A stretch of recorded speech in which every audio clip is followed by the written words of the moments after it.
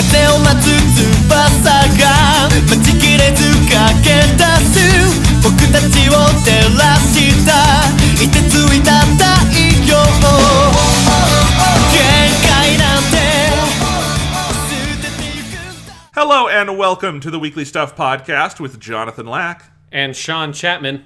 We are here to talk about stuff. This week on the show, you will be hearing our latest Weekly Suit Gundam conversation. On this one, we are talking about Gundam Build Fighters Try, the sequel to Gundam Build Fighters. We've already recorded that episode. We don't really fully agree on that show, but I thought it was a really good conversation. Yes, I enjoyed recording that podcast. It was very satisfying. Sometimes it's, we tend to have like very similar opinions on things, but it's fun to sometimes talk about a show that we kind of came down a little bit on opposite sides on. Yeah, absolutely. So you will hear that as our main topic today. I don't have a whole lot of stuff going on, Sean. Been a pretty busy time overall, so I don't think we have... there was really no news, so I think we're going to keep this first segment short. But is there anything you wanted to mention before we move on to Gundam?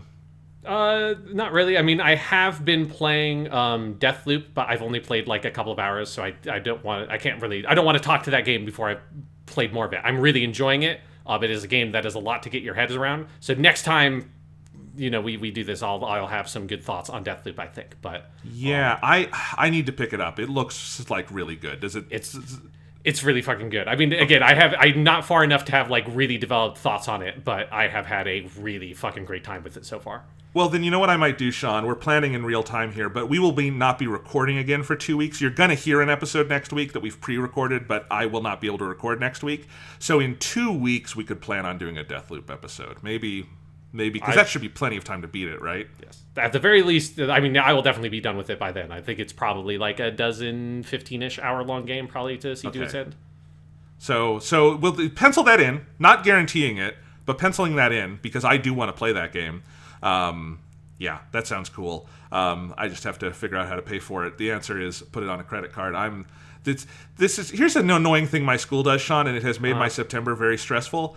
I get paid my salary in 10 monthly payments over the course of... I don't get paid for this 2 summer months. I get 10 monthly payments starting in September. And it's an overall stipend I get, so they divide it in 10, but it doesn't divide evenly, so 1 month has less.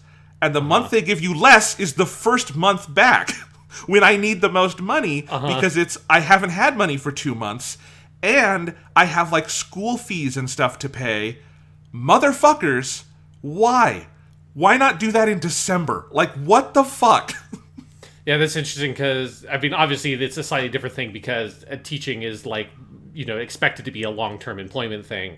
But like teaching in high school, obviously you don't work over the summer, but you basically had the option for do kind of like what they did for you of like you get paid for the time you're working and like thus in that like amount of time you get more per paycheck, or do you want like a consistent amount of money and it's spread out over the entire 12 months of the year. So even when I wasn't technically employed, I still got paid for like 2 months after the point I was technically employed because that was what my contract stipulated. Like that kind of thing probably as an option would be nice because it creates a level of consistency in your budgeting that I could see would be very fucking annoying if you didn't have that option. It sucks. It really sucks. And anyway, the way I will pay for Deathloop is with my Best Buy credit card. 5% cash back on Best Buy purchases. Anyway, that's the credit card I got so I could buy my laptop that I'm still paying off with 0 interest, which was nice, but I don't use it for anything else. So that's what that will go on. Anyway, this has been Jonathan's financial woes. I'll start a GoFundMe for Jonathan Wants to Buy Deathloop. Yes, and eventually you'll dig in enough couch cushions to get enough quarters to get that Deathloop, and then hopefully we can talk about it in the future. I don't need to make a salary on this podcast or anything, but I wanna make enough money to like buy a pizza someday. Just. I think that was our original goal. I think we sat around as seniors in high school and were like, I really want to eat a pizza. What if we started a podcast and then eventually we get enough money from that podcast that we'll be able to buy that pizza? All right. Well, anyway, this is enough of us rambling. We will see you on the other side. Let's go ahead and go over to our Gundam talk. Gundam.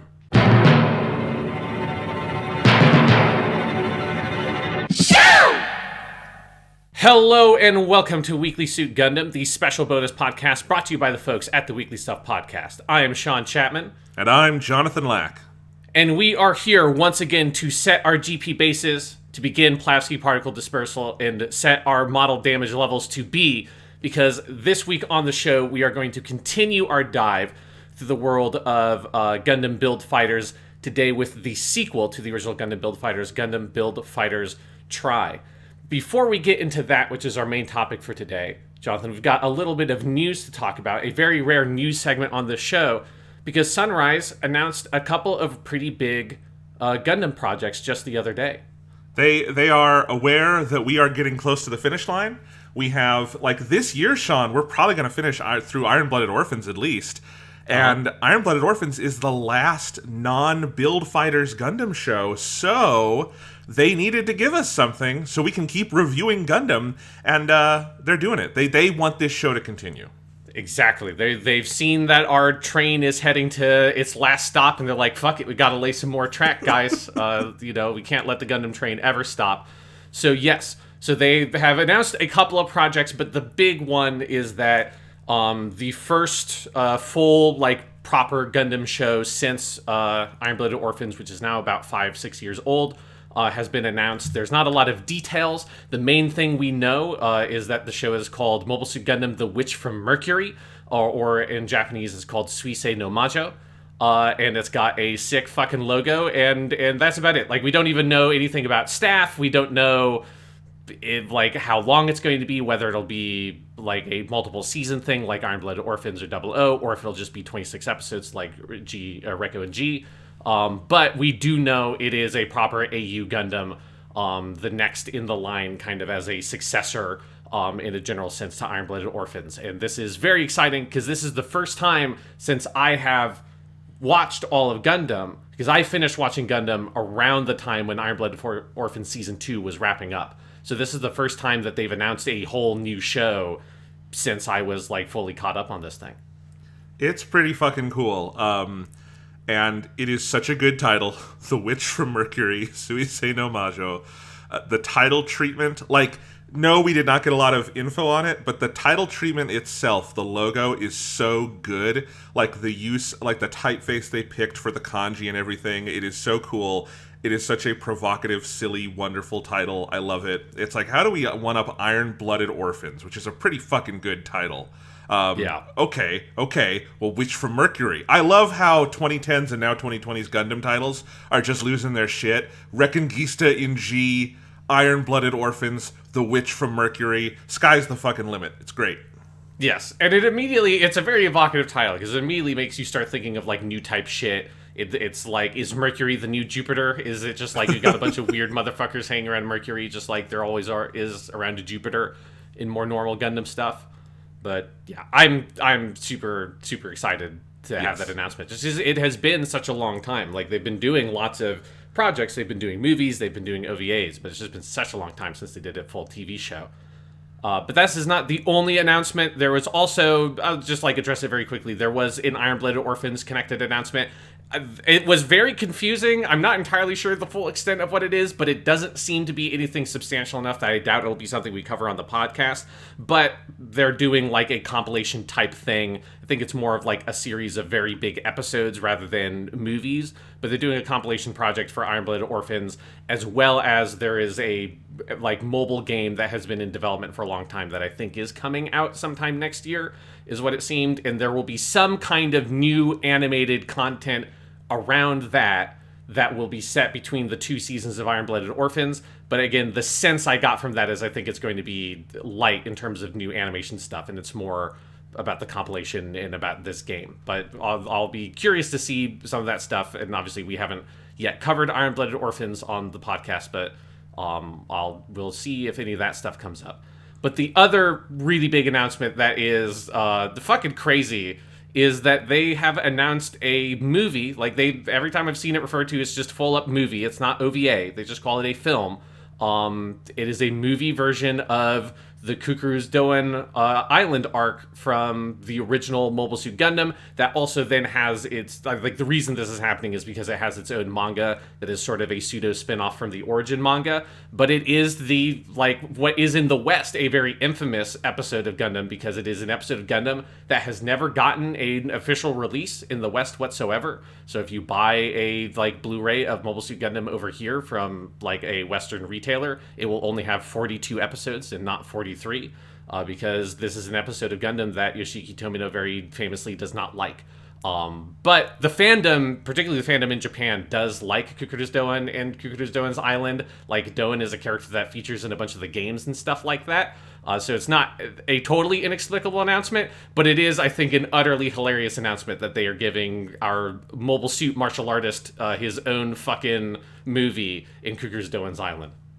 Yep. If you want to hear us talk about that episode and the entire history behind it, you should listen to episode 3 of Weekly Suit Gundam, because that's when we would have covered episode 15, which is Cucuruz Doan's Island, which we both agree is it's the worst episode of OG Gundam, because it's just it's got the roughest animation. It's tonally off from the rest of them, but it's interesting. We didn't hate it. We certainly don't agree with Mr. Tomino that it should be stricken from the record.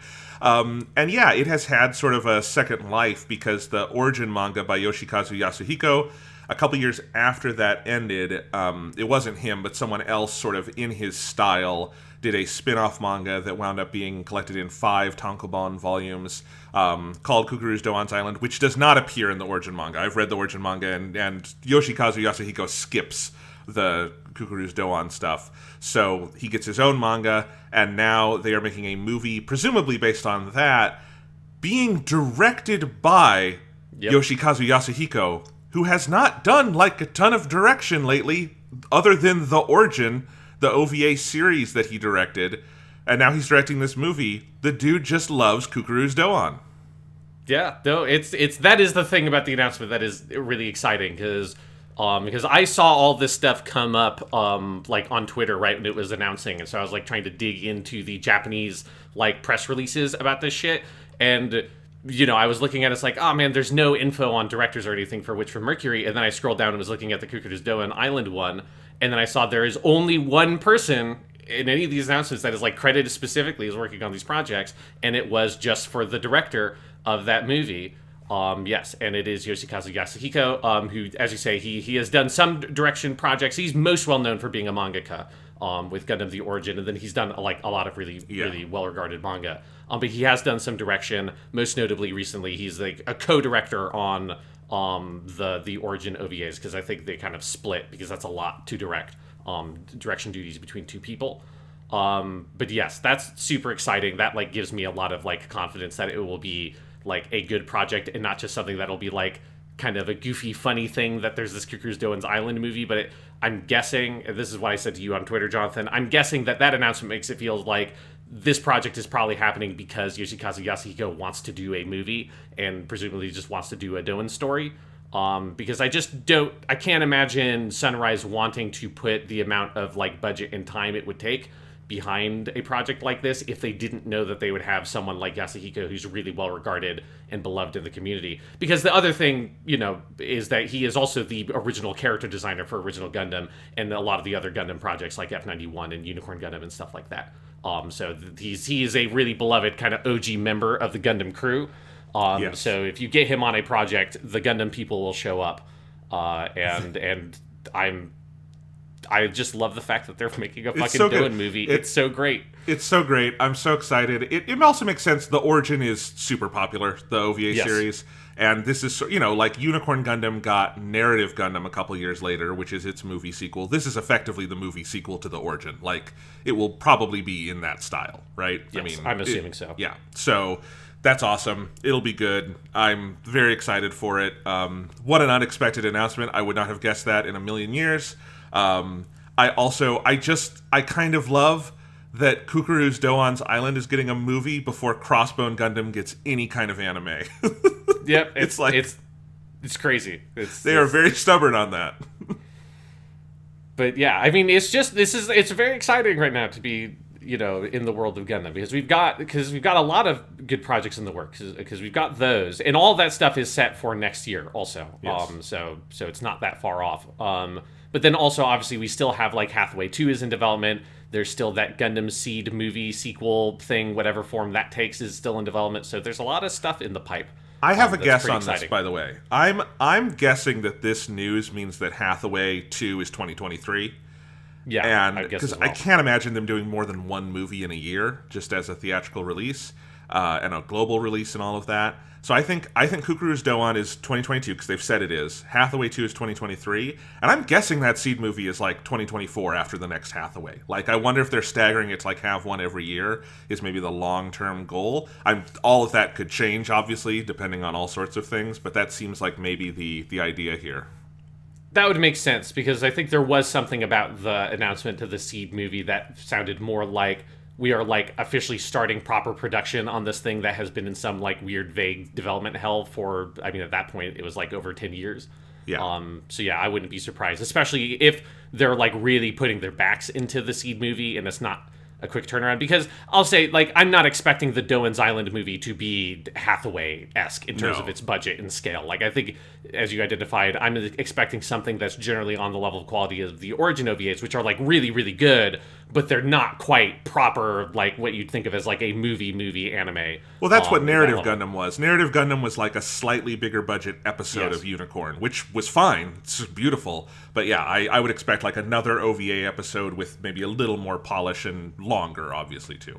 Yeah, so that's what I expect from Doan, but yeah, I think maybe that Seed movie might be more properly like, we're going to do a big movie for this thing.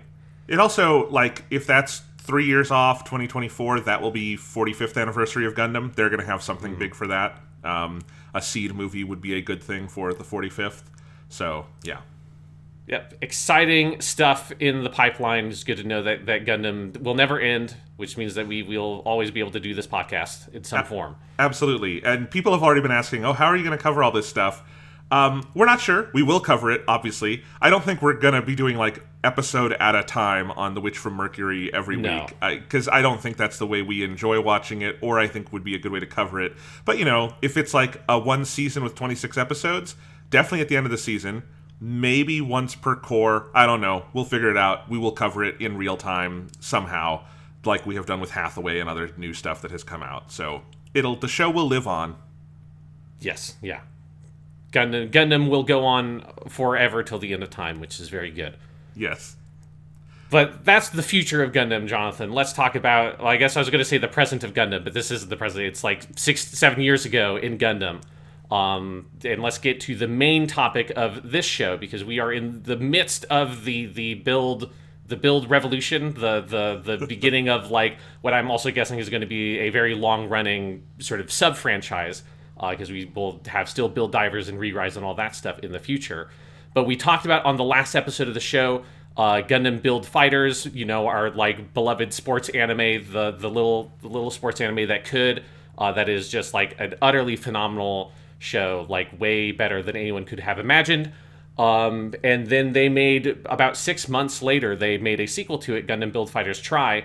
And this, I think, is going to be, based on Twitter, is going to be an interesting episode of the podcast, because I think this might be, Jonathan, I'm guessing, the show so far that we will disagree about the most, because I don't dislike this show particularly, but I wasn't super enthralled by it watching it, which it was also how I felt about it the first time. And Jonathan, what are your overall impressions on Gundam Build Fighters Try? I love it. I think it's great. I love it. I think it is clearly not as good as the original Build Fighters. I also think that's a stupidly high bar to clear, that I would not expect a sequel made right after Gundam Build Fighters to clear. And one of the things I like about Try is that I don't think it really tries to like compete with it on that level. It is smaller scale. It is a little more insular and intimate.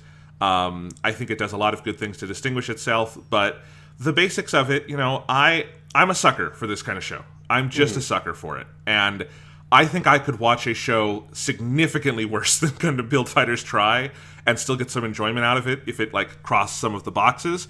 But I don't think this is a significantly worse show than the original. I think it is different, and I think it is not up to that, sheer par, but I like the main three characters a ton. I like that this show goes in sort of a martial arts direction and just goes full DBZ by the end. I think it's got really good action, especially in the second half. Kind of like the original Build Fighters, it gets better and better as it goes along. I love the music, which is the same composer, a lot of the same score. I love the theme songs. I think the home stretch. I watched the last 8 episodes of this in one day, not because I was planning to watch the last 8 episodes in one day, but just because I just kind of got hooked on it in those last 8, and I think the last 8 in particular are really, really fantastic.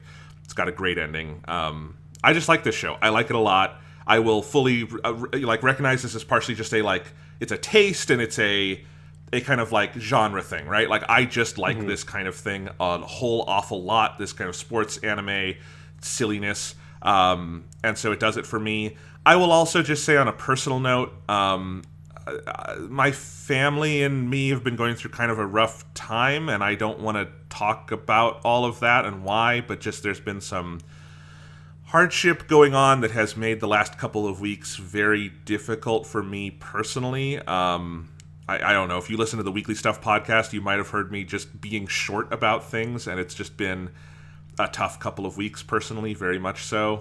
And having Gundam Build Fighters Try was kind of a beautiful just thing to engage with, because it is so pure and like hopeful and funny and simple and just simple goodness, and that meant an awful lot to me recently. And I don't know if I were in a totally better mental headspace if the show would have done it for me, but the second to last episode where you have the big final battle, they do it the same way as the original Build Fighters, where the final battle is the penultimate episode. The last 3 or 4 minutes where you have the big final fight set to the original theme song from Build Fighters Try, the new one, Cerulean by Back On. It's just one of my favorite Gundam scenes ever. I think it's a phenomenal, perfect ending, and it made me cry. And, sports movies, sports anime are liable to do that, especially if you're in a certain headspace. And I really like this show. That's all. In fact, I like this show so much, I do have a star-winning Gundam, Gunpla, that I made, my first SD Gundam. This thing's fucking sick. I like the star-winning Gundam a lot. So, There you go. I kind of rambled there, Sean, but... Yeah, because and I'm very glad that you like the show, because I mean this is something that I knew, if people have listened to the Weekly Stuff podcast, people know that you really love the Yu-Gi-Oh anime, you really love the Pokemon TV anime, which is stuff that I have fondness for, but I don't I can't really go back and watch it. Whenever I go back to those shows, I just kind of get a bit bored by them. Yu-Gi-Oh I like a bit more than the old Pokemon anime stuff, which I kind of find hard to get through because I just find it very slow. Although I need to go back and watch some more Pokemon anime in Japanese, because since we did that for the first movie, I'm like, but that voice cast was very good. But the point being that I definitely don't take as immediately to the sports anime, particularly the very silly sports anime thing is not always going to be my absolute favorite genre. I do like lots of sports anime, but the main stuff I like is more March Comes In Like a Lion, Chihayafaru, Cucuruz basketball, stuff that's a little bit more grounded in... I say grounded. I mean, Cucuruz basketball is basically Dragon Ball Z, except for they play basketball. But Wait, I need to look this up. That sounds fucking great. It's just, instead of going Super Saiyan, they get in the zone, and then their eyes get very sharply animated and shit, and it's fucking rad. But they basically treat it like it's going Trans Am or something in Double A Gundam, and it's fucking sick. Okay, I'm bookmarking this right now. Yeah. Cucuruz basketball is an incredible show, but compared to something like a Pokemon or Yu-Gi-Oh, which is a little bit more, I think specifically, especially Try is what it's going for. Those shows have a much more kind of dramatic storytelling spine to them that the original Build Fighters does have, and I think that's the thing that Try mostly kind of jettisons. And that's the thing that I find sort of boring, I guess, about it overall, is I think Try is an extremely enthusiastic show. It's a super high energy show, and I appreciate those things about it. And occasionally I do think it's very well directed, and I often think its humor can be quite effective. There are quite a few gags in Try that I really enjoy a lot. But my main issue with it now, which is the same issue I had with it when I first watched it, is that I think it just doesn't have a lot going on with its sort of fundamental storytelling. And that's where I think probably the biggest disagreement I have is that I just don't particularly like the home stretch of the show much at all outside of the Try on 3 stuff, which I think is probably the best thing in Gundam Build Fighters Try because it's fucking hilarious. But the show doesn't do much in order to sort of build up like interesting character motivations. Sekai as our protagonist is a very flat, very generic feeling protagonist character to me that I get kind of tired of. And the show just kind of, instead of having had like good narrative buildups and things like that, and then have payoffs in the last like national tournament, the show just sort of settles into this very kind of cliche feeling mode where every episode is fairly interchangeable. There's not a lot in terms of like specific storytelling going on designed around the fights and things like that. So the fights become a bit tedious to me because they're not like strongly rooted in plots and themes and character motivations, which is all stuff that I think is accentuated by the fact that Gundam Build Fighters does all of that so exceptionally well, and that I don't feel like Try gets as much away from it as you're implying, Jonathan, at least to me, because it is constantly reminding you of Build Fighters, because you've got Sei is always like skulking around the corners of the show because he built the burning Gundam, right? You've got a bunch of characters like Ralsan and Meijin Kawaguchi from the first show that show up, and Build Fighters Try is, in a broad sense, structured the exact same way the first show was, with a preliminary tournament, a training section in the middle, and then the bigger tournament at the end, which is not a thing that the show had to do. There are lots of sports anime that don't go for that structure at all. So it's like the fact that it like cues just close enough to Build Fighter stuff to constantly remind you of it, but then also fails to, I think for me personally, ever really replicate any of like the things about that show in its fundamental storytelling chops that was so effective and special. At the end of the day, Build Fighters Try is a show to me that like ultimately just kind of runs out of steam after the first maybe 5 or 6 episodes, where it runs out of new ideas to play with. And then it just kind of goes on for a while, and it's fine. It's like it's fundamentally like entertaining in a very basic way to me, but it fails to ever push past that. So I just got kind of bored of the show by the time I got to the end of it, which again is basically how I remember feeling about it the first time I watched the show. I mean, I don't disagree with all of that. I think, the first thing I would say is, like, obviously, Gundam Build Fighters is a show that transcends its genre. It transcends its generic trappings. It transcends its, like, very obvious existence as a commercial. Like, it is better than what it needed to be. Like, you said that at the top of this show. We both said that when we talked about Gundam Build Fighters. Like, it is a show that I could recommend to someone who maybe doesn't even like sports anime kind of stuff, and I could expect that they would be into, right? And I do not think Build Fighters Try is something that transcends that in those ways. I agree that, like, its central story, like, the central storytelling of Try is much simpler. It is a group of friends who want to do well at the tournament. That's the story, right? Like, there is not this sort of, like, broader thematic focus that I think Build Fighters has. It does not have the sheer, like, deluge of characters and world building that the original has that, like, really fleshes that all out. I agree that on an episodic level, like, there are duds in Try where there are not in Build Fighters, and all of that is true. I still think, like, in terms of just the fundamentals of what I want out of this kind of show, it executes on that very well. I like the characters more than you, clearly, because I don't sort of share that. I 100% see what you're saying about, like, Kamiki Sekai, but I don't agree. I like him more than you do. I would say, like, if there is one thing about the show that I think is, like, fundamentally the thing that hurts the show for me, it is that I think Sekai doesn't, for me personally, I don't think he functions effectively as a protagonist, and it kind of drags the show down a lot, but we can get into the specifics. Well, yeah, we can get into that. I like him just fine. But yeah, I think I just demand a little bit less out of it, too. And I do disagree on the point that, like, the fights are not, like, motivated. I think that's true for some of them, definitely. I think there are enough good ones that do feel like they have significant character buy-in for me that I like them. But yeah, to me, it scratches the itch I needed scratched, and I really like the characters, and I think that's the main thing. Like, when I say it's not constantly making me think of Build Fighters, I guess I mean less in structure, because what you're saying is absolutely true, that it does hew close to that structure, and more just that the vast majority of characters on screen are new, and I enjoy those dynamics, and that's fun. I think it probably overcorrects for the problem of Gundam Seed Destiny, where Seed Destiny just gets killed by bringing in the new old characters and having them just kick the new characters out of the show. This one kind of goes in the opposite direction, where it's sometimes a little weird that Sayori is only on the edges and not like coming in and saying hi at a certain point. But I would rather overcorrect than undercorrect for that, because Seed Destiny is a much... Like, I will say this, in terms of quick turnaround sequels to good Gundam shows, this is a right sight better than Seed Destiny. This is a better show than Gundam Seed Destiny, yes. Yeah. This is not a show that, like...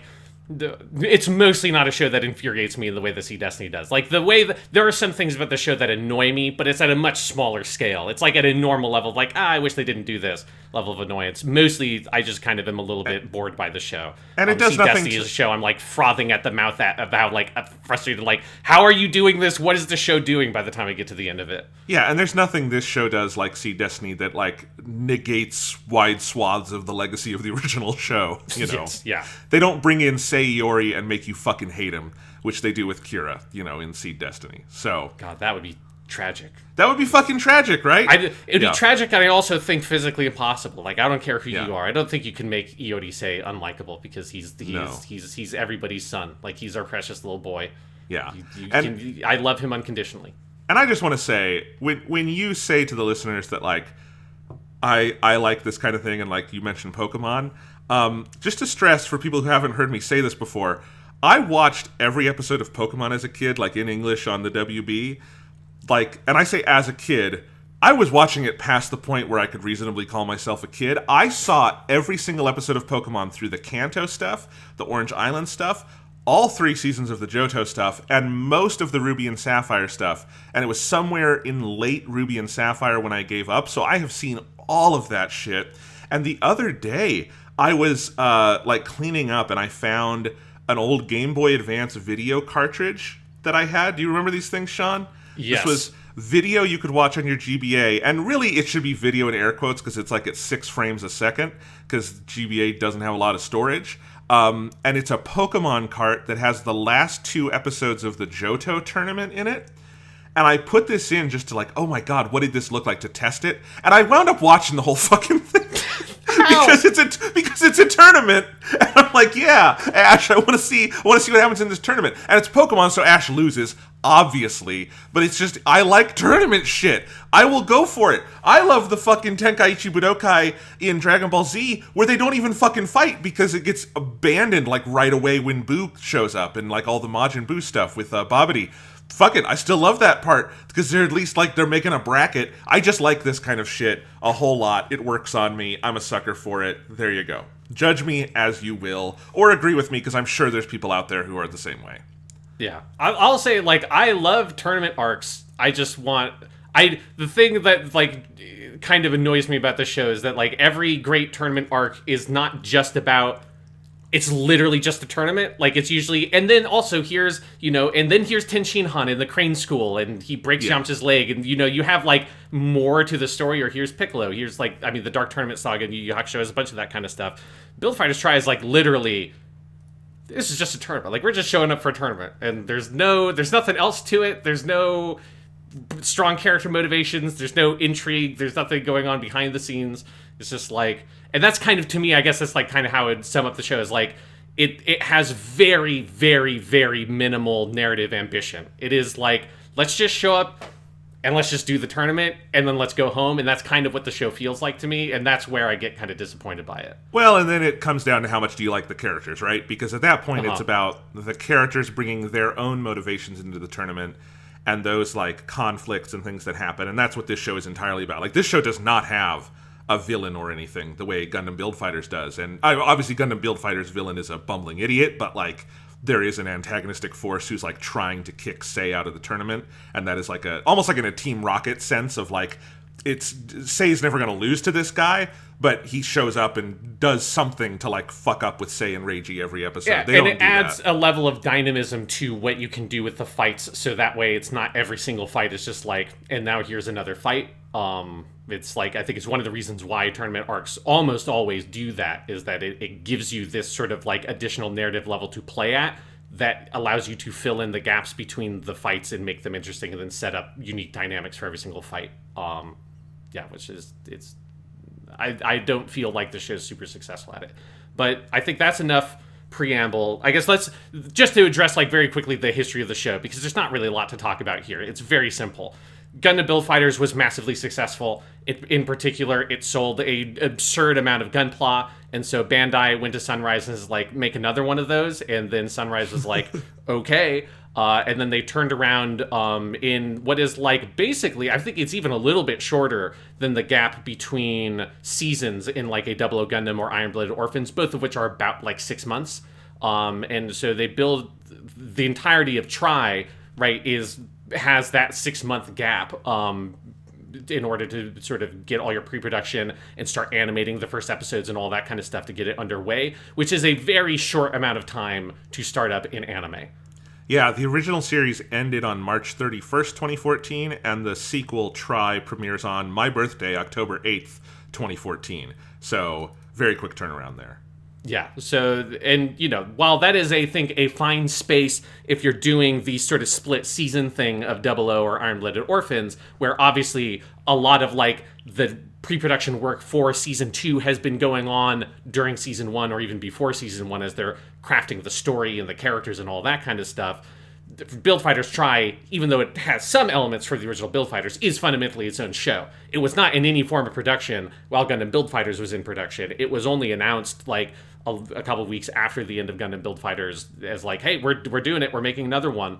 And it is like, I mean, there are not a lot of interviews or like things on the record talking about like the production of this show, but like most of what I have seen is very much directly like, yeah, no, the Gunpla sold super well, so we made another show. And specifically, it was stuff like they talked about that the more revamped, like more original suits, so things like the Gundam Wing Fenice, and especially Bear Guy-san, those were the mobile suits that overall sold the best compared to a lot of the ones that are like just kind of like small modifications of an existing Gunpla, and that's one of the main reasons why Try has very few like here's an F91 with a slightly different color scheme kind of thing. Almost all the major mobile suits in Try are completely original, right? Down to like the Build Burning Gundam, which is not in any way based on the God Gundam, which is called Burning Gundam in the original dub of G-Fighters. I see a lot of people think that the Build Burning Gundam is that, but no, that's just a total coincidence that it happens. Both shows have a lot of G Gundam connections. They both have a thing that in English is called the Burning Gundam. But the Build Burning is a totally original suit. The Winning is SD Gundam is obviously a totally original suit. Most of the enemies have completely original suits that are modeled to evoke suits from the original. Like the Gunpla Academy team has a bunch of like Double O Gundam-esque suits, but they're not. This is an Exia with X, Y, and Z put on. They are original Gunpla. And that strategy works very well for Try overall because while Try is nowhere near as successful, and I'll say that like my general opinions on Try are pretty down the line of like what the majority of the fan base feels. I looked around both in English and Japanese just to see like where the opinions were on this show, and most people like I feel like have the kind of same general criticism that I have. So the show only sold about half as well in terms of like home video, DVD, and Blu-ray discs, but it sold an equivalent or maybe even a little bit more in terms of its promoted Gunpla. Particularly the Super Fumina sold ridiculously well for probably obvious reasons when we get to talk about the Super Fumina. Because it's fucking great. Yeah. But so that was kind of like the strategy around the show was very much like we're going to give a quick turnaround. We're going to try to maximize the profit on the Gunpla in connection to the show. And by those metrics, the show like is extraordinarily successful from like a business point of view, because even if it doesn't sell as well in terms of home video, its main function is to promote and sell Gunpla, and in that function, it is very successful. Which I see why. I think there's a lot of very cool Gunpla in this one. I like seeing a lot of the original suits. They start doing a thing here that carries over into the OVAs also of like, like, oh, I see, this is like based on the Zeta Gundam, but it goes in a different direction. Like all of Yuma's suits are sort of like that sort of thing of like different inspirations, but then they do a totally new thing, and there's a lot of cool ones in here. So it's fun. Yeah, and in terms of the staff making the show, it is like mostly like it's like 99% the same team. With like the most notable change is that the director of the original show then went on to do like eventually like My Hero Academia and that kind of stuff. So he was not here to do Try. So they brought in a sort of guy Shinya Watada, who is a big Sunrise guy. Like basically everything he's worked on, I think, in his like whole career is a Sunrise anime. And he takes over the franchise for Try. He then also directs stuff like Try Island Wars and some of that stuff. And then he's kind of in charge of the Build sub-franchise from then on, because he's also the director of Build Divers and Build Divers Re-Rise. So they kind of hand off the reins of the franchise overall to Shinya Watada. But things like Yosuke Kuroda is still the writer. So he's the series composer. As you say, Yuki Hayashi is still the composer of the music. And so a lot of that and like the individual animators and stuff like that, it is broadly the same team, just with that like main directorial vision has been swapped out. And like you can very much feel the change in the director. Like I think you can tell how much influence he had because of how much My Hero Academia feels like Gundam Build Fighters. And Build Fighters Try. The little bit I've watched of Build Divers, because I watched like 4 or 5 episodes of it forever ago, and then I stopped because I couldn't watch 2 Gundam shows at the same time, one for the podcast and one to get ahead, and I was like, fuck it, I'll just watch Build Divers when it gets to it. Build Divers feels a lot like stylistically Try in terms of how it handles his characters and stuff. So it feels like it's part of like his style as a director is this sort of much more kind of lighter touch, not a lot of drama, like sort of you leaning a little bit more on kind of cliche, you know, the way that this has like the harem like protagonist setup and that kind of stuff. That seems to be a thing he's done in some of his other shows he's worked on that I've watched. Interesting. I will say I think visually and in terms of like that aesthetic aspect of the direction and certainly the fights and stuff that happen, I think the show gets better as it goes along. I think I can feel a little bit of a learning curve in the early episodes of like, how do we helm this thing, kind of readjusting to now we're doing this team-based thing. I found all that stuff becomes quite confident by the end, and there's some really spectacular pieces of direction in the second half of the show. So we'll talk about that later. But I did not feel like this was a giant fall off a cliff or something where they got like some hack in to do it. That's obviously not. Yeah. Like, because I would agree that I think like the direction in a technical sense is very good. And as you say, I agree that there's a bit of a learning curve. I do think in that last tournament, that's where the action is the most well directed. Like my problem with it is I personally just didn't have narrative buy-in to it. So no matter how well directed it is, if it doesn't make me feel anything because I don't like, I'm not invested in the story and characters, there's only so far that well-directed animation can go, but it is well-directed, and like the team that's animating it is very good, and it's a rare show where I feel like overall, not just in terms of the style of direction, but the quality of the animation of itself gets better on average as the show goes on, because I think some of the early stuff in Build Fighters Try generally just doesn't even look that good. No, it looks, I mean, it looks kind of like what it is, which is they had to turn it around really quick. And it wasn't something that was like planned the whole time, like Double Zeta or something. So like, but it gets better. Like I think it's totally on par as a production by the end with the original Build Fighters. I would agree. Even if you like, because a lot of what you're talking about are more scripting issues than they are direction issues. Obviously, the director has some like control over this, has some say in what the story is going to be, but a lot of that is stuff that would be in the writing. Yeah, well, I mean, but part of it is like the conception of the show. It's like the director is heavily involved in that. Right, side. of course. Yeah. But yeah. Anyway, so where do you want to take it with this show? I mean, do you want to just talk about sort of the basic setup of the story as we get in those first couple episodes? Yeah, so the sort of the main distinguishing feature of Try compared to the original Build Fighters is in the name, right? The Try part. So it's the concept is it's set 7 years after the original.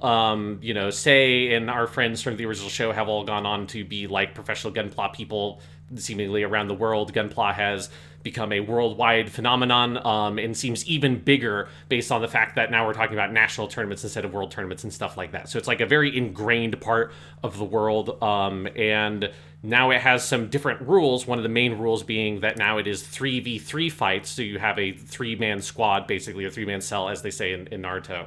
And you put that together, and then you go to your tournaments, and you fight in your tournaments. So the first thing the show sort of does is it spends a couple of episodes setting up its team of the Team Tri-Fighters, featuring our 3 main characters, Fumina, the sort of captain of the team, then Sekai, the boy who calls the wind, as they say in the title of the first episode, who is really... Yes, Sekai is like really the protagonist. He's the character the show is by far the most invested in. And then you've got Kosaka Yuma, who is sort of our third, who he gets introduced and sort of part of the team in the second episode of the show. But that sort of 3v3 thing is the main thing I think the show kind of like leans on as its primary distinguishing feature from the original show. It is an interesting choice, especially with a show that was turned around so fast that they jumped 7 years in the future. I think that's a very interesting, and I do think there's a lot of choices like that feel like they're trying to, like, okay, let's not do the original show again. And then obviously in other ways, as you've noted, Sean, they do, in that they kind of repeat the tournament structure and that kind of like broad level stuff. But it's interesting, like they, especially based on the OVAs, they could have done a second season, pretty straight. I'm ultimately glad they didn't, because I think there's probably a point of diminishing returns with that. And I'm happier to see something like this. But I do think the choice to like go way in the future is interesting. Not way in the future, but you know what I mean. 7 years is a pretty big jump for something like this. It's long enough to, I guess, like my main theory on why you get this very odd element of Sei sort of skulking around the edges of this show, but you never actually hear him, is it's just long enough that you probably can't really use the same actress to voice Sei, because now he would be like 23 years old or something like that. Yeah. And so you would presumably recast the character to be an adult male voice. And I'm guessing they wouldn't want to do that. So it's like, it is just long enough that you can't necessarily just redo that stuff again, because they don't have any of the characters that were voiced by women in the original show. None of them come back, but most of the characters voiced by men, like obviously Meijin Kawaguchi, but even like Niels Nielsen, who was voiced by a guy in the first show, even though he was in the same age range as like Mao and Sei and Reiji, he gets to show up briefly and is just played by the same actor, just dropping his voice a little bit in his register. Yeah, so it seems like maybe the thought was, let's not think about that too hard. That's going to be a big job if we have to like recast parts and completely redesign characters. Because like Meijin, you don't really have to redesign that much, especially because he's got a fucking visor and costume on. Niels is like the only major character who has to get like a wholesale redesign, right? Like even Sheena, when we meet her, who is Yu's older sister, is not that heavily redesigned. So, which I understand if you're making a show in 6 months after the original show.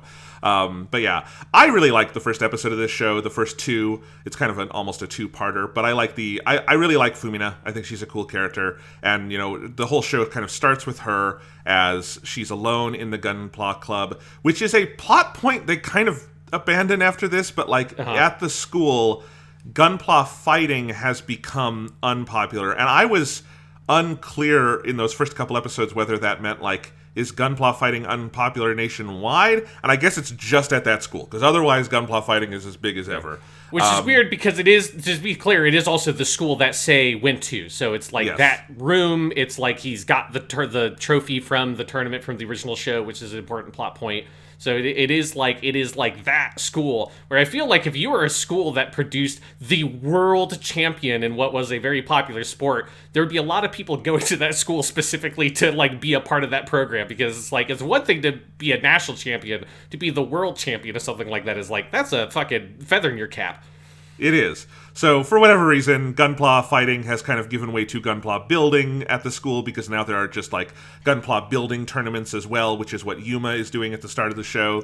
Yuma and Fumino had a promise when they were younger to fight Gunpla together. Then Yuma had a traumatic event and is suffering from Gunpla PTSD, GTSD, Gunpla traumatic stress disorder, and he does not want to fight anymore. And so Fumino winds up meeting Sekai, who is a member of the Jigen Haoryu, which is the Jigen Hao School of Martial Arts of Kenpo. And if you wanted to play a drinking game that would definitely kill you, take a shot every time Kamiki Sekai goes, Jigen Haoryu! And if you binged, let's say 3 episodes in a night, you would die. He says it a lot because he's very invested in it. He's kind of a country bumpkin who just has lived with his master studying martial arts for many years. And so he comes to the city, and Fumina sees that he can fight, and she puts him in the Gunpla room, and he realizes it's fun because he can make the Gunpla move like it's doing the Jigen Haoryu moves. And so there we go. And they fight together, and then in the second episode, they get Yuma on board. They show him their feelings with their fist, which is an idea from the Jigen Haoryu and from anime, and and then they're a team, and I like it. I think it's a fun start, and I like the basic composition of the team. Yeah, so for me, I guess a couple of things that are frustrating about the show a little bit early on is that like the characters, other than Yuma, who is the only character of the three that feels like he's got like a specific motivation, like Fumina and Sekai in particular kind of don't have much of like a good narrative momentum, which is like is broadly fine in that like you don't need the character to have like, this is my life's mission, is to be the world's best Gunpla fighter because another Gunpla fighter murdered my father, or whatever like ridiculous thing you want to give, right? To give them like a super strong specific motivation. But it does make the show's narrative and like storytelling pretty aimless overall, is that like Fumina's goal is just to go to the tournament and compete in the tournament, and that's like basically it. So her main like character motivation is resolved in like the first 4 or 5 episodes. And then Sekai is like, so Sekai is obviously, he's built in the model of a Goku-esque shonen protagonist, that he's a martial arts boy who's kind of an idiot, but he's got that like, you know, country intuition where it's just like, he's just got that passion and he's going to get through it no matter what. And through his passion and his dedication to the martial arts and all that, he can understand why people are fighting through his fists and all that kind of stuff. And his main motivation is to like get stronger, is what he vocalizes multiple times. But he doesn't have anything on top of that. And I think that's part of the problem for me with the show, is that protagonists that are built in that model, even the ones that are like very simple overall, still usually have like something, right? They have like Goku in each individual story arc always has a clear motivation that is like a specific thing. Like Tenshin Han broke Yamcha's fucking leg, so I want to win this tournament. And you have the whole like school and all that. Yeah, I mean, I think Sekai is more like Dragon Ball Super Goku, of like, if you look at like original Dragon Ball and Z Goku, I think in the popular imagination, Goku has been flattened out a bit. He has lots of motivations around like his family and like the Dragon Balls and Bulma and like all sorts of things. And in Dragon Ball Super, it usually is like, he just wants to, he is very flattened as a character by the time of Super, because it kind of has to be. That's a whole series that takes place between arcs in Dragon Ball Z.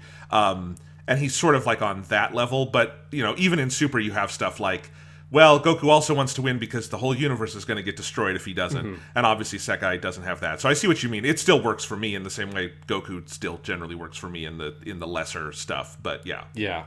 And this is where, like, and I don't want to just do comparisons to the original all the time, but it is a thing where, because they have very similar plot structures and the first one is so good, it's like hard not to just immediately reach to that as an example of like what the original show does. Is in the second episode, it does the Yuki senpai fight where they lose to him, and that is like Reiji's goal. Is it starts not about him being into Gunpla, but it starts with him having his honor be like insulted because he lost in this fight, and he wants to beat this guy. Not just be good at Gunpla, he wants to win against Yuki for like a very specific reason. And then over the course of the show, that shifts more to it being his love for the game and the sport. And that's what it's really about. And something, and that's what I mean, that like it can be something very small, but I wish that there was something that Sekai had that they could introduce like around this point, because it's just, there's not much driving his character. He just kind of joins the team on a whim because they don't have a martial arts club, and he's like, I could do martial arts shit with this, that's cool. And then the kind of show just like never really gives him something more beyond that after that point. Yeah, I mean, I this is a case where like I'm not gonna disagree. I just will say it doesn't bother me as much, right? I find the character charming, I find the vocal performance very charming, and that's kind of enough for me in this, because he is, I guess, the most central of the three. He's first among equals, but it's like the other two do matter a lot. And I think Yuma winds up being a very compelling character to me. I like him a lot. And I think you're maybe selling Hoshino a little short, not completely. I totally get what you mean. I think her motivation isn't like just to win. Obviously, it's also to like have friends and have a team. Like, that's a big idea of the show. And yes, that is something that's roughly resolved a couple episodes in, because no one after that is like threatening to abandon her or anything. You do also have the little thing about her like being inspired by Lady Kawaguchi, which I think they could have done a little more with, because there's an interesting, I think they do a nice thing of that it kind of starts and ends on that point, but there's some other things in the middle you could do with that. So yeah, no, the motivations are fairly flat. They want to go to the tournament and win, but I want to see them go to the tournament and win, so I'm good with that.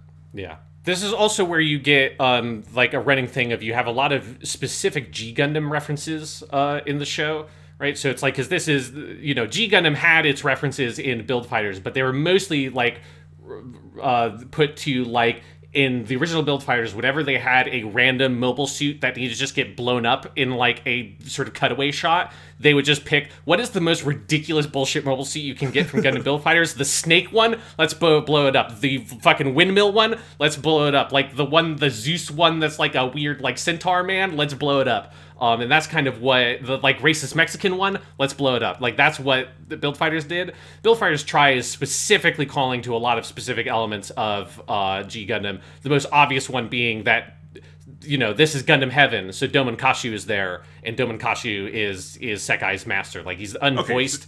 Okay, do you want to just talk about that right now? Yes. Yeah. Okay, because that's the last like shot of the show, but like but it's also like one of the first shots of the opening animation for the first OP. So it's like you see a silhouette of Doman Kashu at the beginning of like 12 episodes.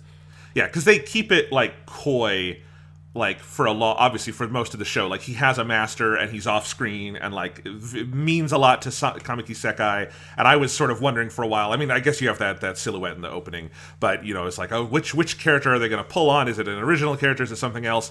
And in the finale, they just revealed that it is Doman Kashu. And so, Sean, I think you're just right. This is Gundam Heaven. Your big elaborate fan theory from the previous episode, which if you haven't heard, you should go listen to. One of the craziest moments in Weekly Suit Gundam history, except now I don't think it's crazy at all. I think you're just right. I think Doman Kashu died, and in Gundam Heaven he started the Jigen Haoryu, and he just teaches people how to do cool martial arts. Yes, he teaches people how to cool martial arts, and then he also teaches people to, if you have a member of your family that is missing and you need to find them, you got to beat somebody up and then take a picture of them and shove them in their face and say, have you ever seen this person before? Because that's how Sekai is introduced.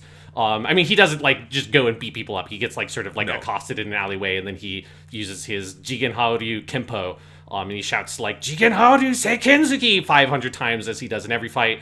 And then he shows them a picture of his sister.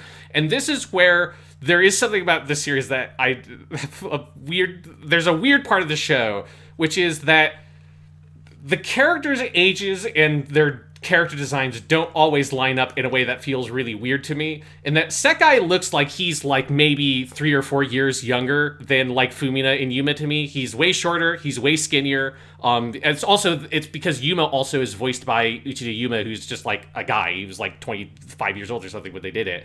And Sekai is voiced by a woman that like the character reads as being much younger in a way that is like a little bit weird, because he's supposed to be Yuma's age. He's supposed to be a second year in, basically an 8th grader, a second year in middle school in Japan. Fumina is a 3rd year student, so more or less the equivalent of a freshman in high school. She should be about 14. And then you also now have Sekai's sister, Mirai, who is also supposed to be the same age as Fumina, because she is also a 3rd year middle school student at Seiho Academy, but she looks like she's like 18 years old and she works as a professional model. And it's like, I didn't catch that she's at the school. I totally thought I thought she was like 20 or something, because she seemingly has custody of the kid. Like, I thought she was like being like a single mother, basically. I know she's his sister, but I thought like their parents were dead and she was raising him. No, they're only 2 years apart in age. That makes no sense whatsoever, and I kind of love it. Yeah, it is really weird, and it's just that thing of where it like Yuma has a crush on Mirai, but she's only like the way that she's only 1 year older than him, but she looks like she's like, again, she looks like she could be like a student teacher at the fucking school. It's very weird. But yes, he's going to go see his sister, who is at the school, because that's why the bullies or the cops like bring him back to the school, or no, she comes to pick Sekai and then brings him with her to the school, and then in a later episode she is in a classroom as people go grab her to go get to Sekai. So she is at that school, a 3rd year student, the same age as Fumina, and it's very weird. I am on the Wikipedia page. They call her his legal guardian, so I'm confused. Maybe, I don't know. Maybe the rules of guardianship are different in the Gundam Build Fighters world. A lot of things are different. So whatever. This does not bother me, and I don't think you're saying it's like a huge problem or anything. No, the Mirai sister thing is just like a goof. I do think that when they start to do the like romance thing between Fumina and Sekai, I think it does like hurt it a bit that like visually their ages read very different to me. So it's like I never really buy Fumina's like romantic infatuation with Sekai, which becomes a like thing that becomes a bigger thing they lean on as the show goes on for their like harem protagonist jokes that they do. I guess I see what you mean there, but I did not feel comment like Sekai read quite as young as you're saying. Like he reads youthful, but I didn't like the character design didn't look that like younger than the other characters. It's sort of a Goku thing where there's just a youthfulness, but I didn't take it that same way. I think it's just that like, you know, if maybe you're telling me that like Sekai hasn't hit puberty yet, but Yuma has, I can kind of buy it. But Yuma's like a foot taller than him. Yeah, that's I don't know. Goku's like 14 when Dragon Ball starts. It's silly anime stuff. Whatever. Yeah, but like the other person that's around that's the same age as Goku is Krillin. Okay, that's a good point. Also tiny. Yeah, that's a good point. Men in Dragon Ball just have very delayed puberty. Yes, well, they're either like a child, and then they're just a child forever like Krillin, or they eventually just, all of a sudden, they're like an adult man, or they just start as an adult man like Yamcha, and they just stay that way. That's fine, yeah. Anyway, we're getting off track here, but yes. The thing about this show, like one area where I do have like personal legitimate criticism is I do think the pacing in the first, I want to say like 10 episodes or so is a little rough. I think it's much less confident about exactly where it wants to start than I think Gundam Build Fighters is, which Gundam Build Fighters is, as we talked about last time, it's through the preliminary like round of the regionals in like what, 6 episodes? Yeah, like, it's 5 or 6 episodes. 5 or 6 episodes. 5 or 6 episodes in this, you're sort of just starting the like regional qualifiers, and I think there's a little more just like stop and start pacing, and some of the episodes are a little weaker. There's some good stuff in there. Like we'll talk about Gyanko. I love Gyanko, and I love that there's an entire family ongoing of these siblings who are all into the Gyan. Obviously, those characters were made for me, because if I were in this world, I would be one of those family members, so it makes sense. But I do think it's a little stop-start. I think once you get where I really thought the show was a little more coming into its own for me is when you get to like the training arc in the middle and then the nationals. I like all of that stuff. There's no point where I disliked it. I just thought that the pacing is a little slack, certainly in those first 9 or 10. Yeah, I would definitely agree that I think like the pacing in the show, and I would, for me, it kind of extends through the whole show because it ends up having to compress the entire national tournament into a span of about 8 episodes. That like it spends a lot of time here and then in the training segment, both of which, if you're comparing it to the original Build Fighters, like the preliminary tournament section is longer than it was in the original Build Fighters, and the training section is a longer number of episodes than the original Build Fighters. So they're left with like a pretty small number of episodes, less than 1/4 of the show, to do the entire national tournament that the series is like supposed to be building up to, which is I think is part of the issue I have with the show, that I think like build up and payoff is like very out of whack in the way the show is kind of structured and built narratively. That's fair. And it's the kind of one mistake they make, and I do think this is true, and it's what you said earlier of like one thing Build Fighters does really well is episode 1 is Sei and Reiji, and episode 2 is meeting Yuki, who will become Meijin Kawaguchi, and having a fight and losing and not like hating that person, being really like they respect him so much that they really want to have this fight, right? And Reiji is fired up by that, and so 2 episodes, boom. This show, like, because the main antagonist, not antagonist because they're not evil, but like the rivals wind up being the Gunpla Academy, who don't really come into the focus until the training arc. That means that the regional qualifiers thing is sort of on an island, and it's more just establishing the Tri-Fighters. And then after that point, one reason why the training arc has to be longer is it's where you're setting up all of the main figures that will be there for the national tournament. And Gundam Build Fighters is just, I mean, Gundam Build Fighters is like Tomino-esque in its narrative economy, and we talked about that, like it is cut above most things in terms of that just sheer level of narrative economy, but obviously it is much faster at establishing those elements. Yeah, because just like as like a specific comparison point, in the original Build Fighters, the World Tournament begins in the episode called The World Tournament Begins, which is episode 10. And by that point, you have already done the preliminary tournament. You've obviously established your main two duo and the Yuki Senpai dynamic. You have also had an episode that has a lot of Niels Nielsen stuff in it. You've established Isla as a major character. You've already done a bunch of stuff with Fellini, right? Because you've had his whole thing of training with Sekai. You have Mao is already well established, and they've had a fight with Mao. So by episode 10, the World Tournament is started, and the show has already introduced and given narrative room to build and start developing every single major character that then features in the World Tournament. And for Gundam Build Fighters Try, the World Tournament doesn't start until episode 15. And by that point, you have only had about 2 episodes to even introduce and play with at all any of the characters that show up in the World Tournament arc, because none of them feature in any episode prior to that, other than vaguely the Ado Saga character in Yuma's sort of nightmare flashback, his Gundam this Gunpla post-traumatic stress disorder, as you say. You also have the Kansai character who is there from the beginning. Yes, that's right. Yeah. So you have Minato, who he is Minato is I think one of the few things that I have no qualms about how the show handles. Minato is fucking great. I think he's in terms of the story and the execution, he's the best done part of the show overall. But he's also not the final opponent, right? He is he's the opponent in the semifinals. Yeah. And so that structure is just sort of, I think that's where you get this sort of meandering quality to the first 10 to 12 episodes of Try, is that it's just working towards some sort of vague goal of winning this tournament that I guess gets you to the nationals, and I guess these are your opponents, but you've never really seen them before, and there's not a lot of good clear goals, clear motivations, clear narrative structure to be set, so that way you can play with the stuff within the individual episodes and have that large big picture stuff be very clear. I think that's important for a show like this, and in Try, particularly in that first section, it's very mushy. It's definitely, there's some slack there. I think there's a limit to how much we should be making comparisons to the amazing narrative economy of the original show, because it's just a stupidly high bar to clear. And I understand that it's the direct predecessor to this. This show does have different goals in some places. Part of it is that this is a 3-hander, not a 2-hander. It's got a little bit more to do in terms of balancing that main cast.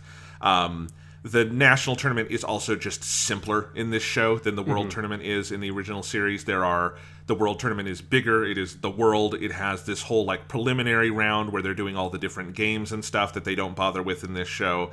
So, it's not a direct one-to-one is the only note I would make there. Yeah.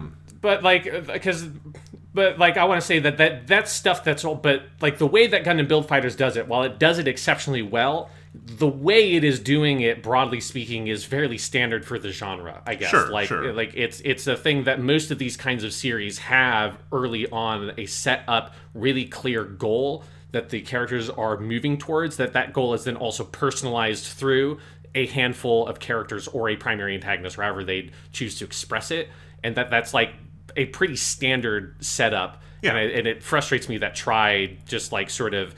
because Try ends up kind of doing it, but it only does it at the midpoint of the show, which to me is a bit too late, because I've sort of lost a lot of my investment in the show by the time you get there.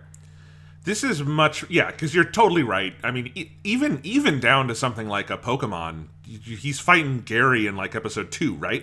Yeah. Or Yu-Gi-Oh! Is Pegasus is the first, Pegasus and Kaiba are episodes 1 and 2, and then those are the main antagonists for that entire first 60 episodes. So yes, it's as you say, it's very standard. Even if Build Fighters maybe does it particularly sharply, it is a slack point in this. This show is definitely more a live in the moment show. It's a the characters goals are much more Sekai's I want to fight strong people. This person's strong, cool. Hoshino Senpai wants to, have a team and have friends, and Yuma has sort of the long-term goal of he's the one with the sharpest goals, obviously. And he has, I think, the best moments in the final episodes because of that. Several of my favorite moments in the show are Yuma stuff near the end, because he is by far the most highly motivated in a concrete sense. Yeah. So, and he's the one who has the rival, right? So he's both got his personal character motivation of overcoming his weakness, and he's got the rival in Minato Sakai, which is are two things that neither of the other characters in the Tri Fighters team has. They don't, I guess technically you've got, like, they introduced a rival-esque character for Sekai in Wilfred Kijima, but they don't really have, I think, much, like, chemistry together. You get a little bit more with Fumina and Shia, because at least you have, like, the harem protagonist bullshit all around that creates some sort of, like, automatic rivalry. But again, all that stuff is introduced about episode 12 or 13, so it's like Right. Yuma's like the guy that kind of front load with a lot of narrative elements for him to be able to work with. I think if you could do a second draft of this story, all the pieces are there if you wanted to put them in a better order. Like, here's a couple things I would do if I were doing my in my head fanfic rewrite of Gundam Build Fighters Try. So one is, you have this character in the national tournament, and I forget his name because he's really only in one episode majorly, but it's another fighter from the Jigen Hao school. And he and Sekai were friends as kids, and then he left the Jigen Hao school, and now he's like learning all these other Kenpo techniques and stuff.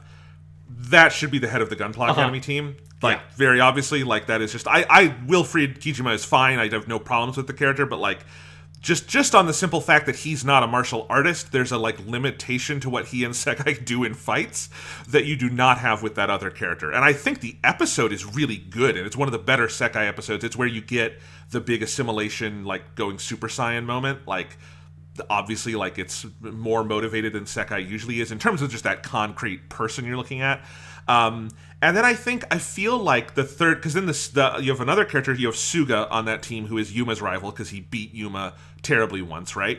Yeah. So, okay, those are two pieces. Then I feel like that third character, who is a character who's very all over the map in Try. It's this girl who sort of starts out in the model of what's her name, Reiji's girlfriend from Isla. Build Fighters.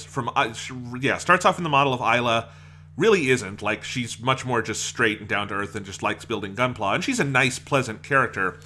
I feel like that character should be someone who used to be at Seiho Academy and was like, and like Hoshino knew.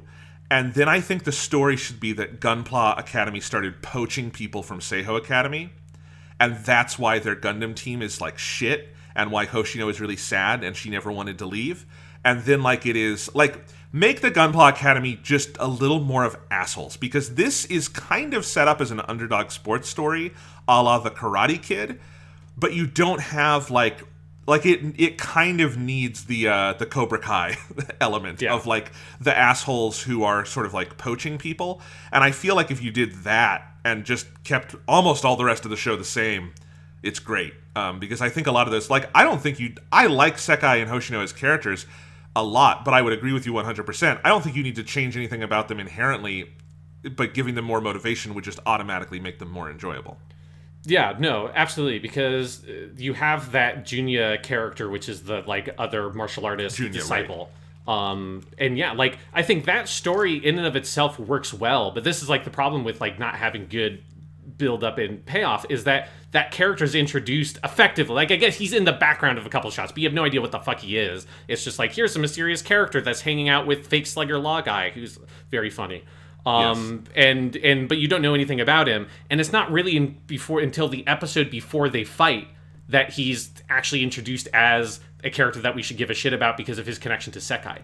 And it's like, that's so late for me to start caring about this. Like, you don't even set up Sekai has saying that's like, oh, the reason why I left my master is because I had this friend or whatever that, like, he left and I want to go find him. There's not even like a hint that character exists in the history of the show. It feels like they had the idea for that character's backstory the moment they started making the episode that the character features in prominently.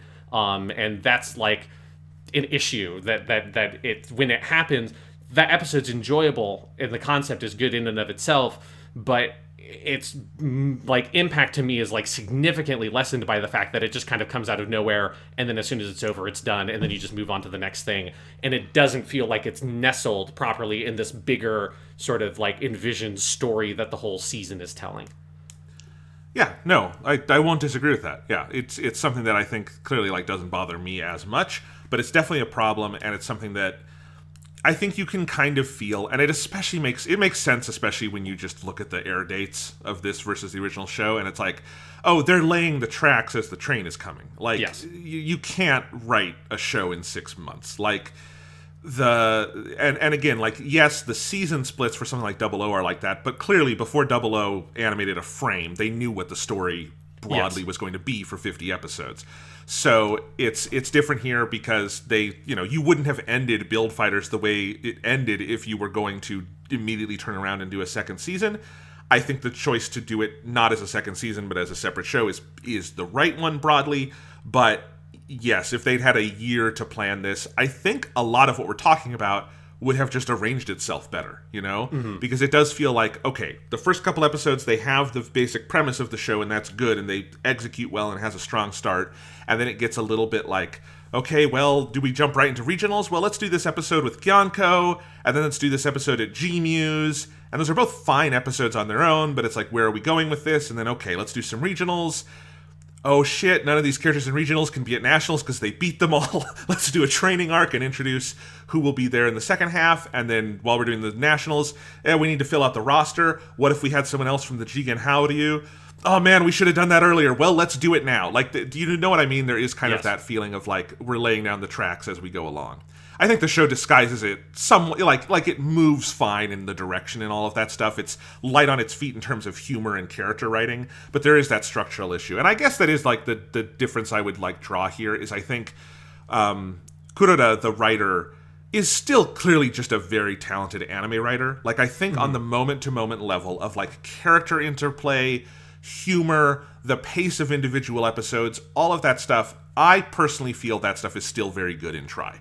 Probably not always as good as in Build Fighters, although sometimes I find the show even funnier. I think there's some very funny stuff in it. It is kind of that broader, structural level stuff where, the best writer in the world might struggle with that if you had to turn it around in this amount of time. And I can imagine this being, roughly as good as the original if if it had been made 2 years later or something. And I guess it's just for me, I respond plenty fine to the sort of moment-to-moment stuff that Kuroda and everyone is doing here, and that works for me, that the structural stuff doesn't bother me as much, but I'm not saying those problems don't exist. Yeah. Let's talk about something I think we could both agree is good, even though, like, if we're doing our fantasy thing, there's a way better way to deploy this character. But let's talk about Gyanko a little bit, because she is...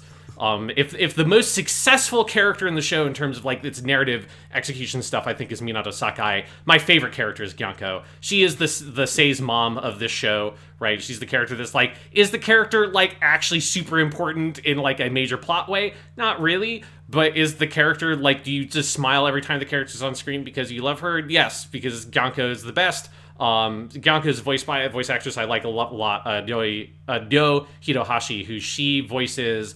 maybe the character I find is like the funniest character in an anime. She's a character called Yamada from an anime called Working, which is kind of like a workplace comedy set in a family restaurant. And the Yamada character is a 14-year-old girl who has like run away from home, and she's very very petty trivial reasons, and she's just hiding out at this family restaurant and is using Yamada as an alias because she doesn't want to tell them her real name, and she's awful at everything, and they just like hire her out of pity, and she ruins everything every time she touches it, and it's a hilarious character that is just an incredible performance. It's a very different performance, I guess, than Gyanko, but the voice actress has like really strong comedy chops, and I feel like she brings that to Gyanko really well. And just the whole idea of she's the little sister of that asshole kid from the first show that like tried to like force Sei into building a Gunpla for him. And that kid was a piece of shit, but Gyanko is amazing, and she's got 2 Gyan shields as like berets or whatever for her twin tails. It's just, what a fucking great character. It's a phenomenal character design. When I realized, I'm like, oh my god, those are Gyan shields as you say, like the hair clips or whatever you would call them. We're not women, I'm sorry. You and I have very short haircuts, and always have, and we're very boring on that level. You and I could not pull those off. Gyanko very much can. She's like even more all in on the Gyan stuff than her older brother was, and I love that. She's made it part of her fucking attire. She's got like, and the various Gyans she has in this show are just fucking great. In the Try Island Wars OVA, which we will talk about at length on the next episode, she has one called the Gyansalot, which is one of the best names for a Gundam ever, and also one that I am going to need to build. I think that's my favorite of all the various Gyan variations in these 2 shows. It's really good. But yeah, she's great. I like, she should be part of the national tournament. I think that's a shame, and I mean, it is the reality of if you're doing a tournament arc, it's hard to have someone they beat in the regionals, and I don't know how they would do it exactly, but they don't. Like, that's why it's, like, crazy, because they do the, like, scrimmage fight or whatever in episode 3, and they do win the scrimmage fight, which they shouldn't have won that fight. They should have lost that fight. That, I think, is also a really bad bit of plotting to have them win in that kind of fight so early on, which is the first time they fight as a team. They should have lost because their teamwork is shit, and their teamwork is shit for the rest of the show because the show doesn't really do a lot of actual team dynamics in its fight choreography. So it's like if it had, built in a plot device there to have them try to work on their actual teamwork and have them lose to Gyanko there. But then also, the way they use Gyanko in the preliminary tournament is she just loses to the people who are like the runners-up, right? They're the people that they fight, that Sekai fights in the last match of that tournament. And so they kind of, I guess it's not actually fridging in that Gyanko's not dead, but in a tournament anime sense, they kind of fridge the character or use her as a jobber to like sort of like make the opponents feel more threatening or powerful or whatever. And it's like, what a waste of Gyanko. You could have just said that she's part of another region. Her team won that, whatever that region was, and then they meet in the national tournament instead of like the 3 kids that have like the fucking King Ghidorah. I mean, I like King Ghidorah, but it doesn't really fit in Gunpla, and those 2 episodes are pretty bad. I watched these episodes like a week ago, and in my memory, they did fight Gyanko at the end of the regional tournament, because that just makes more sense than what they did, and what you're suggesting makes even more sense than what they did. Like, she should obviously be in the national tournament, and they should have lost in episode 3, and like, if Gyanko was like out there as someone they had to face at the end, that also just gives more motivation. Every character you can kind of save up for the national tournament is another feather in your cap.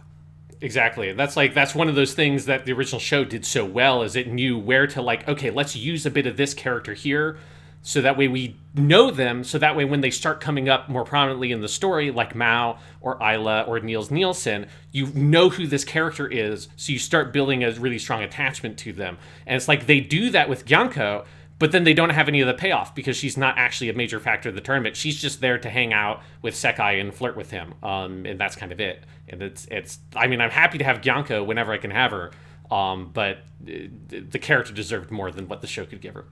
They did, although the other thing that I fucking love about Gyanko is their team name is Team Song Dynasty Vase. Yes. Which is, like, Try does many fewer, like, Gundam references than Build Fighters did, and I think probably correctly so, because there's probably a law of diminishing returns on that. But, like, Team Song Dynasty Vase is a perfect, like, if you don't know, that's, like, one of his last lines is, like, well, he mentions it somewhere that there's a Song Dynasty vase. Makuve is all into that kind of stuff. Well, that's when he dies, he has that vision of the vase saying, right. Shattering. Yeah. Yes, right. He says, get that vase to Caecilia, is like his last line. Make sure Lady Caecilia gets that. So it's just a terrific fucking joke. There's a reference to Makuve in the Battlelog that is one of the only things I liked in Battlelog. It's great. I love all the Gyan stuff. And then the gag in the final episode that she has a little brother who's also really into the Gyan is just, I love that this family is just Gyans all the way down. It's great. Yes, and that the little brother is, like, they just basically shrink down the character from the original show and then have them voiced by the same lady. It's a really good gag. Also, thinking of good gags, so because as you say, the show does far fewer Gundam references, which I agree is like for the show's benefit, partially because the show doesn't have a character that's like Sei, who kind of would ground those references in, like, because when Gundam Build Fighters does a reference, those jokes can be funny even if you don't get the reference, because it's character humor based around Sei, because he's a Gunpla fucking lunatic, right? Right. And this show just doesn't really have something like that, which is fine. But there are a couple of really good ones, and this is where you still have, we haven't really talked about with Ralson, they had to recast the character, but this is still, in episode 3, you have the original Ral, and where he's characterized like he was in the original show, and Gyanko's mobile suit is the R Jaja, but changed to the R Gyagya, and the joke is these like, but in the original setting, the R Jaja was actually based on a modified version of the prototype of the Gyan, and it's like has this big long description about why the R Jaja is actually like a super deep cut Gyan reference, and that is like probably my favorite Gundam reference in this whole like show, is just like that whole bit, and Ralson just like going ape on how fucking great the R Gyagya was, which is also, the R Gyagya is a very good mobile suit. Yes. you want to talk about Mr. Ral really quick? Because Yeah. So Mr. Ral comes back. He is basically the coach of the team. I do love the idea that Ral-san has not moved and he just hangs out with the kids who play Gunpla and lives vicariously through them. That feels like what he would be doing. And like, if you're gonna bring a character back from the original show, why not bring back Mr. Ral? Again, any sports anime like this needs the old character you cut away to like explain things. Just let it be Mr. Ral. Don't fix it if it ain't broken. But Masashi Hirose, who voiced Ramba Ral in the original show, longtime Gundam cast member, and Mr. Ral on Gundam Build Fighters, he does the first 4 episodes, and then for still unexplained medical reasons, he is still alive, but he does not work anymore. This was basically the last thing he did as a working voice actor. And then starting in episode 5, he is recast with Katsuhisa Hoki, who I know as the voice of Jimbei on One Piece. He's in lots of different stuff, and I like that actor a lot, and I think he does an admirable job. That is a big set of shoes to step into, and I think he does it. I think his version of Mr. Ral is one I very much like, but it is obviously sad when that switchover happens because you want, obviously they wrote this show with the idea that Masashi Hirose would be around for it, so it's obviously a shame. Yeah, and it does feel like, I don't know for sure, but I pretty strongly suspect that they like pretty dramatically rewrite what they were going to use the character for when that switch happens. Because the first couple of episodes after the switch, like they have Katsuhisa Hoki basically playing the character more or less the way that Masashi Hirose did, but and Katsuhisa Hoki is a fucking great voice actor. There's nothing against him. Yeah. But he has a very different quality of his voice than Masashi Hirose did, and the character is just not as funny because the character is much more sort of like stern and serious. Like, he sounds more like you would think the character would sound just by looking at him, whereas like Masashi Hirose played this version of Ral as a little bit more kind of like, deep down he's this kind of like, nerdy young kid in an old man's body, and so there's this very kind of silly aspect of the character that's not really there so much in Katsuhisa Hoki's performance, which again I don't think is like a problem because you can't really expect another actor to play the character the exact same way. He needs to play it how he feels he should play it. But the character past that point, past like episode probably 6, 7, or 8, then is not in the show as much, and when he shows up, the like most of the jokes around the character kind of go away, and he's more just sort of straight up this kind of like fatherly coach figure, and it does feel like, I feel like the show, unfortunately, nothing, it's not the show's fault, but it does lose something by the fact that it loses that sort of like grounding in Gundam, that I think is part of where some of like the later Gundam Build Fighters Try stuff, I don't always feel the same like love and affection for Gundam and Gunpla and the hobby and all that stuff that you really get a lot in the first show. I think one of the big reasons is because you don't have Ral-san there to sort of like found the show in like the roots and DNA of Gundam itself, is one of the things the character did in the first show through Hirose's performance. Yeah, I think I agree with all of that. Katsuhisa, Hoki, obviously phenomenal actor, and I like that he goes in a different direction with it a little bit. I think trying to imitate Hirose would have been the wrong move, absolutely. Yeah. And I think what he does is he plays to his strengths, which is a sort of warmer version of the character that's a little more down to earth. And those first couple episodes, it is a little surreal because the scripts were clearly already written for Hirose. And then, as you say, they kind of start rewriting. And I think Ral-san is perfectly effective in the mode they kind of rewrite him into, because Katsuhisa Hoki can do that, and he's good at it, and he's still pleasant when he shows up on screen. But yeah, like, Mr. Ral was clearly, like, in the planning of Gundam Build Fighters Try, meant to be our connection to the Gundam stuff. Like, overall, this show is going to do fewer of those references, but when they happen, we're probably going to push those through Mr. Ral, so it's like character-based, as you say. And then once you lose Masashi Hirose, it's unfortunately not something you can really do. So I think I agree with your analysis here. Yeah, it's unfortunate, but we did when he showed up, he did get that fucking incredible gag. Yes. So it's like he while he was working on the show, he got some really good shit. Yeah. And wherever you are, Hirose-san, I hope he's doing okay, because he was a great actor. And he's still alive. We don't know. Yes. He's retired, and I hope he's okay and enjoying his retirement. actors should be allowed to retire. It's like Yes. it's one of those professions that it feels like you very rarely get it, where like you just, especially if they're successful, it's like they act forever until unfortunately they physically can't anymore. It's like, just enjoy your retirement, man. Like, you did like multiple like legendary all-time great characters in the history of anime. Yeah, absolutely. I mean, I screened the Gundam trilogy for my students here at Iowa, and they fucking loved Rambaral. It is something that endures over decades, right? Yes. Absolutely.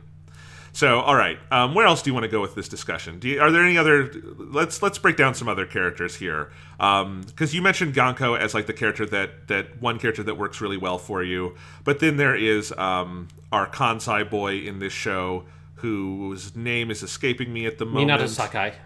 Minato Sakai. Okay. Right, because it's Sakai, not Sekai, and sometimes that confused me. Okay. Yeah, Minato, who is our, like, I think it's an interesting choice they make. They have another, like, Kansai character who is sort of our comedic character, but he's nothing like Mao from Build Fighters. I think that's a fun choice they make. Like, Mao is, like, one, like, voiced by a girl and, like, is younger and is just over the top, like, sort of silly in that sense. Also has, like, the most over-the-top Kansai accent you'll ever hear in an anime. For Minato, it's a little more pared down, and he is this, like, kind of egomaniacal kid who also, I think, goes on the best character arc over the course of the show. Because the whole idea is that he just wants to prove he's the best builder, and he is mad that Yuma is now entering the fighting tournament because Minato wasn't interested in that. He just wanted to build a better Gundam than Yuma did. So he winds up begging this other school to let him in. What's the school he goes with? It's the Build Busters. It's Team Build Busters, and that is in the Osaka Tendaiji Academy. And he, like, begs these kids at his school to, like, please let me into the club so I can fight at nationals. And they wind up letting him in, and over the course of his arc, he is still arrogant, and he's an idiot, and he has a lot of funny comic material, but he also genuinely gets invested in being on the team, and I think the best episode of the show, pretty easily, is the one where they fight him at Nationals, and you have the Tryon 3 in its full glory, and also Minato having, I think, a pretty darn good character arc there. Yeah. I think generally he's the funniest character, that they give him the best gags. The performance, which I feel like I haven't seen this actor. Kazuyuki Okitsu? Yeah, I've seen him in some stuff. I feel like some of his biggest stuff I haven't seen. I think he plays like a younger Jonathan Joestar in the original JoJo's. But he gives a really strong performance here. And this is the character that to me is like the most successful part of Try, partially because I think a lot of his stuff is the most distinguished and feels the most different from the original Build Fighters, down to what I think is like the best thing in this whole show, which is the cold open to, I think it's episode 21, is the one where you get introduced to the Tryon 3 at the beginning of that episode, and you see his mobile suit for the first time, and it's basically it's like a Voltron sort of super robot gag that he's made 3 different mobile suits. One's like a lion that's like the Tryon Earth, basically, the Tryon Air, which is a bird, and then the Tryon Water or Sea, which is like a big like fish looking one, and then they all combine together to make a big, again, Voltron-esque super robot type mobile suit. And when they do that, every single person, it's super over the top. You have like the logo flashing on screen. It's animated basically in a different style from the rest of the show, which they then bring back for when they do the fight. Which is fantastic. But then the best payoff is that like every single person in the audience is just like dumbstruck and dumbfounded by it. And then it cuts to Meijin Kawaguchi, and he's like, well, Gunpla is for there are no limits to Gunpla, I guess. It's just like everyone's shook because it's a super robot, right? And it's like it has abandoned everything you think of from the Gundam franchise, which is where the real robot subgenre comes from in the first place. And so the whole gag of him making a super robot, I find tremendously fucking hilarious. It's fucking hilarious. So and then it also makes for episode 22, Follow Your Heart, is where Tri-Fighters face the Build Busters. And it's where you get the Tryon 3 in its full glory, and it is the best fight in the show. Like, it is such a creative piece of choreography because it is so different. It's utterly different than anything else in this or Build Fighters or Gundam in general, because they're fighting a big fucking Voltron-esque super robot with a big fucking lion face. It's great. And then I think also it narrows down to the Yuma-Minato dynamic, which is a really good one because Yuma doesn't like actively think of Minato as a rival, which is funny. But I think over the course of that fight comes to like respect him, and Yuma realizes like how much he really cares about not giving up. And I think I this is one of several scenes from this show I posted on Twitter that I really liked, and that ending sequence to Follow Your Heart, where they have their final battle, is just a spectacular piece of direction. It's like the shot choices. They do these like really cool like eye level like things where they like do the colors differently. I think Yuma's vocal performance is really fucking great there. It's just a really, really good ending to that episode, and I think the payoff there for Minato as a character, and he has a little bit more. His stuff in the finale is legendarily hilarious, but it's a really solid episode. Like I feel like even if you're someone who does not like Build Fighters Try the way I do, on the whole, you would have to admit that's a pretty good episode of Gundam Build Fighters.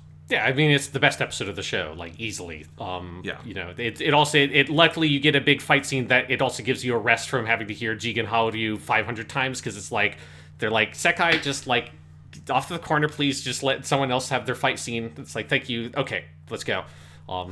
Yeah. Yes. No, I agree with that, and, yeah, overall, like, yeah, anyway, it's really good. I love Minato. There is an episode earlier when, like, the national tournament is starting, where they're all like listening to like the announcements, and Yuma sees Minato sneaking over by an elevator, and I posted that scene on Twitter too, because it's basically the whole gag is that Minato was about to see Yuma and realized this isn't dramatic enough an entrance for my rival, and so he tries to go hide in the elevator, and Yuma catches him, and Minato like just goes on this whole fucking like monologue. First he thinks he's talking to himself, then Yuma is there. Yuma is just the perfect comic foil there. It is, again, that's what I mean when I say like Yosuke Kuroda has not like lost it between series at writing really good character-based humor. He can throw that off, I feel like, very easily. That's just something that's clearly like comes naturally to that writer, and it's very fucking good stuff. Yes, no, yeah, that gag in the elevator and all that that's one of the better jokes in the show as well. Yeah, like I think just in general, I think like Minato Sakai is the character that the show just like 100% nails for me without like really any qualms. Because his place is perfect. Like you wouldn't. Yeah, exactly. Like he wouldn't work, I don't think, as the final antagonist of the show. He's exactly where he should be, which is like in the semifinals. It's Yuma's big kind of character wrap up, so that the finale can be a little bit more about Sekai, which is kind of where the show's heart lies. You know, I wish there was also a fight that more clearly did that for Hoshino, because you want that. And anyway, yeah, it's good stuff. I like that side. All right. Where else do you want to go with this? I mean, is there anything else we should break down about sort of our main central trio? We've talked about them all in the abstract, and I've said I like them, and we've obviously talked about Sekai and some of the limitations of that character, but is there anything else to say there? Yeah, I guess, like, for me, one of my big frustrations of the show is that, so it has the premise of it's about 3v3 fights, which I think is, like, a good, you know, idea of, like, trying to differentiate yourself from your predecessor, which, you know, had a couple of team-ish fights because you do have that duo of, say, and Reiji, but generally the actual fights themselves are all one-on-ones. So it's like, I like the idea, but I do feel like they ended up biting off way more than they could chew with it, because the show runs into a couple of problems of how you choreograph and design and build action scenes, and then also how you design, like, antagonists, because if now you have to have 3v3s, that means you have your 3 protagonists, but now every team you fight also then must be composed of 3 people, and other than, I guess, maybe kind of the team they fight at the end of the preliminary tournament, sort of, and then the Gunpla Academy, there are no other teams that have 3 members on them that are all 3 of the members are like actual characters. It's always, here's the character, like Minato Sakai, and then here's 2 background characters that have like a couple of lines of dialogue. There's like a vague narrative for some of them. Like the Minato Sakai's team is probably the one that gets the most of, there is like a dynamic there of him having sort of like shoved his way onto the team or whatever. But generally speaking, they kind of don't ever have much in the way of, here is an interesting opponent for like each of our characters to fight. That basically never really happens, where you actually have a good 1v1 lineup for each character, which would be one approach for a 3v3, is to design most fights around Fumina has a character that's her main character to fight on this team, Yuma has a character that's one of his main characters to fight on this team, and then Sekai has his character, and you can build action scenes around that dynamic. Or you can try to do more team-based fight sequences where it's really about like tactics between the team members and being a squad. And they don't really do either.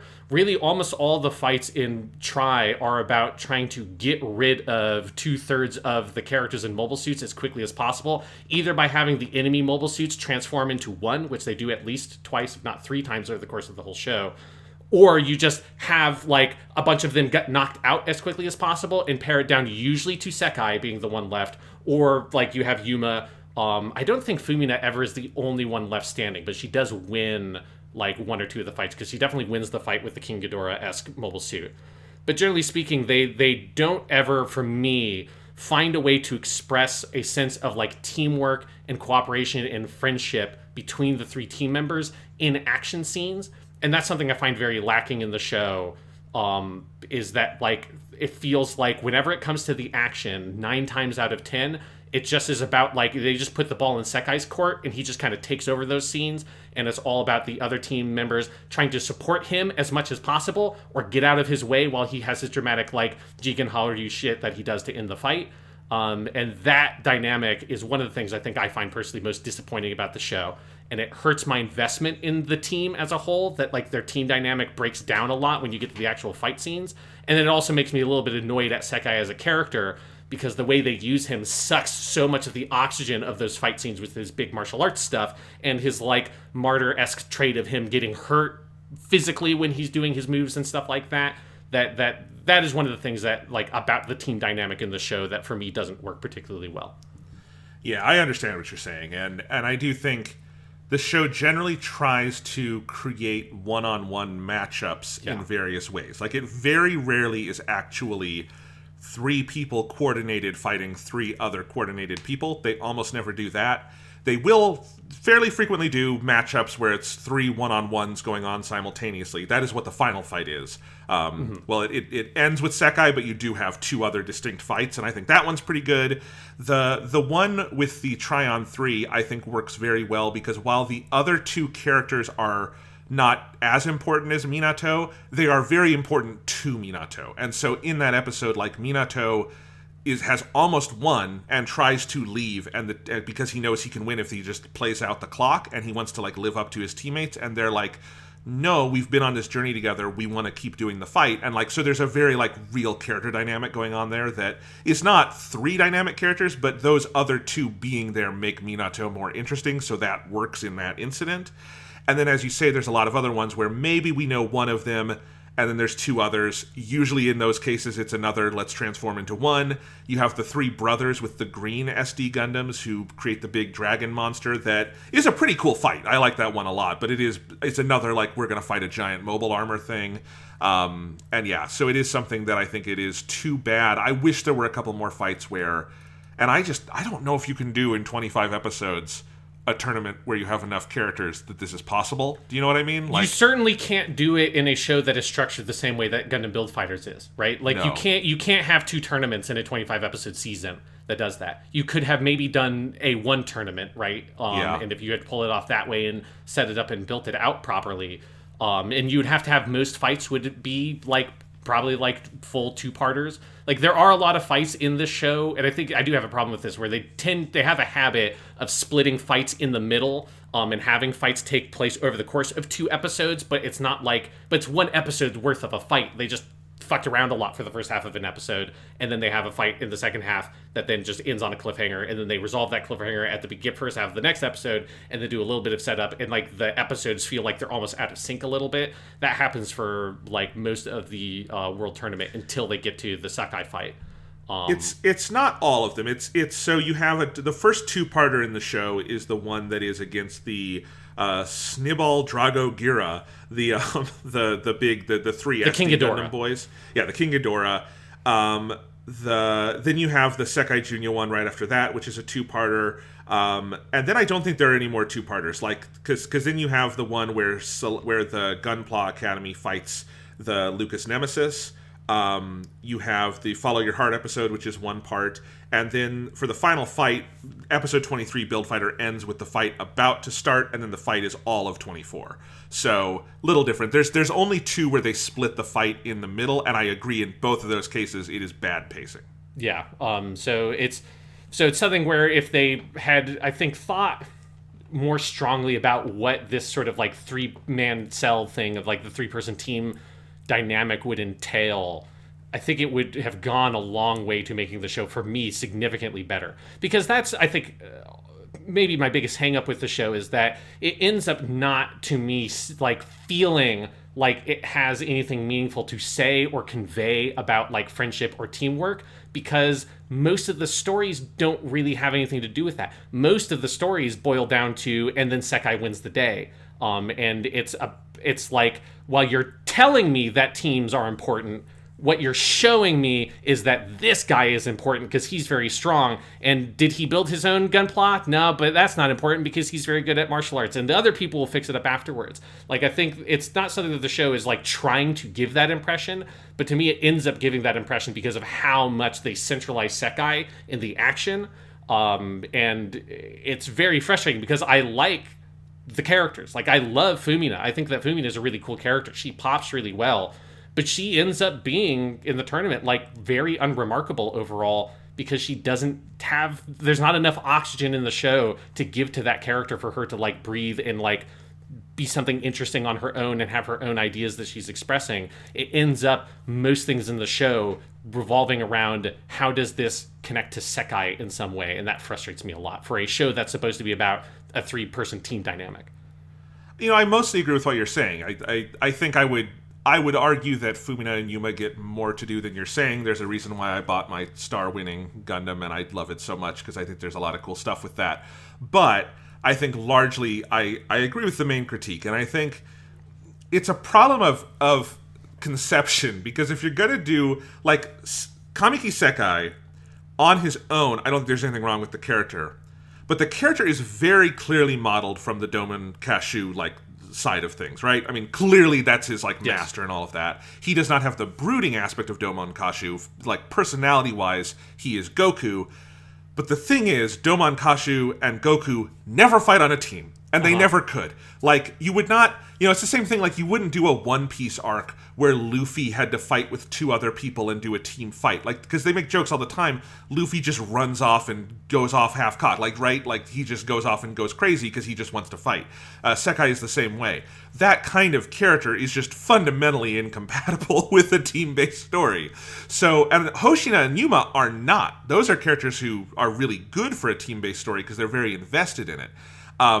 And so I like Kamiki Sekai, but is there, like, very obviously a disconnect in doing a story where you want to do a team-based thing, but also you're going to have the boy who has the magic fist who can end every episode that way? Because one of the biggest things this show takes from G Gundam, and I think it does it with more variety than G Gundam, over fewer episodes, which helps, but it basically does the, like, shining finger thing, which is that Sekai can end a fight the way Domon could with, like, he has a new shining finger thing.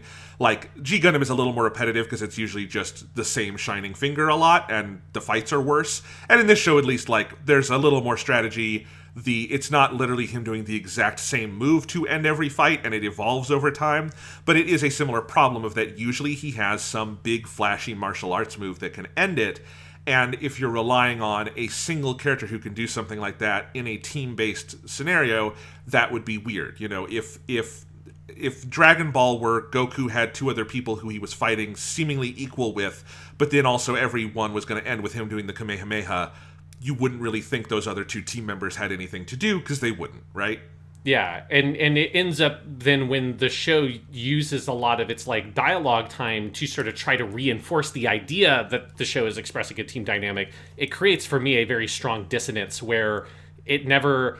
You know, they never have an episode that is about them becoming a team. They never have an episode where it's like they lose the fight because their teamwork isn't there, right? That's like the thing I was saying, that, like, it feels like the Gyanko episode should be that, because they do end up getting each other's way early on in the episode, But then by the end of the fight, Sekai comes out of nowhere and he does Seiken Zuki, blah, blah, blah, Jigen Horyu, and he punches a hole in the side of the colony, and then Gyanko falls in love with him because they're doing their harem protagonist shit.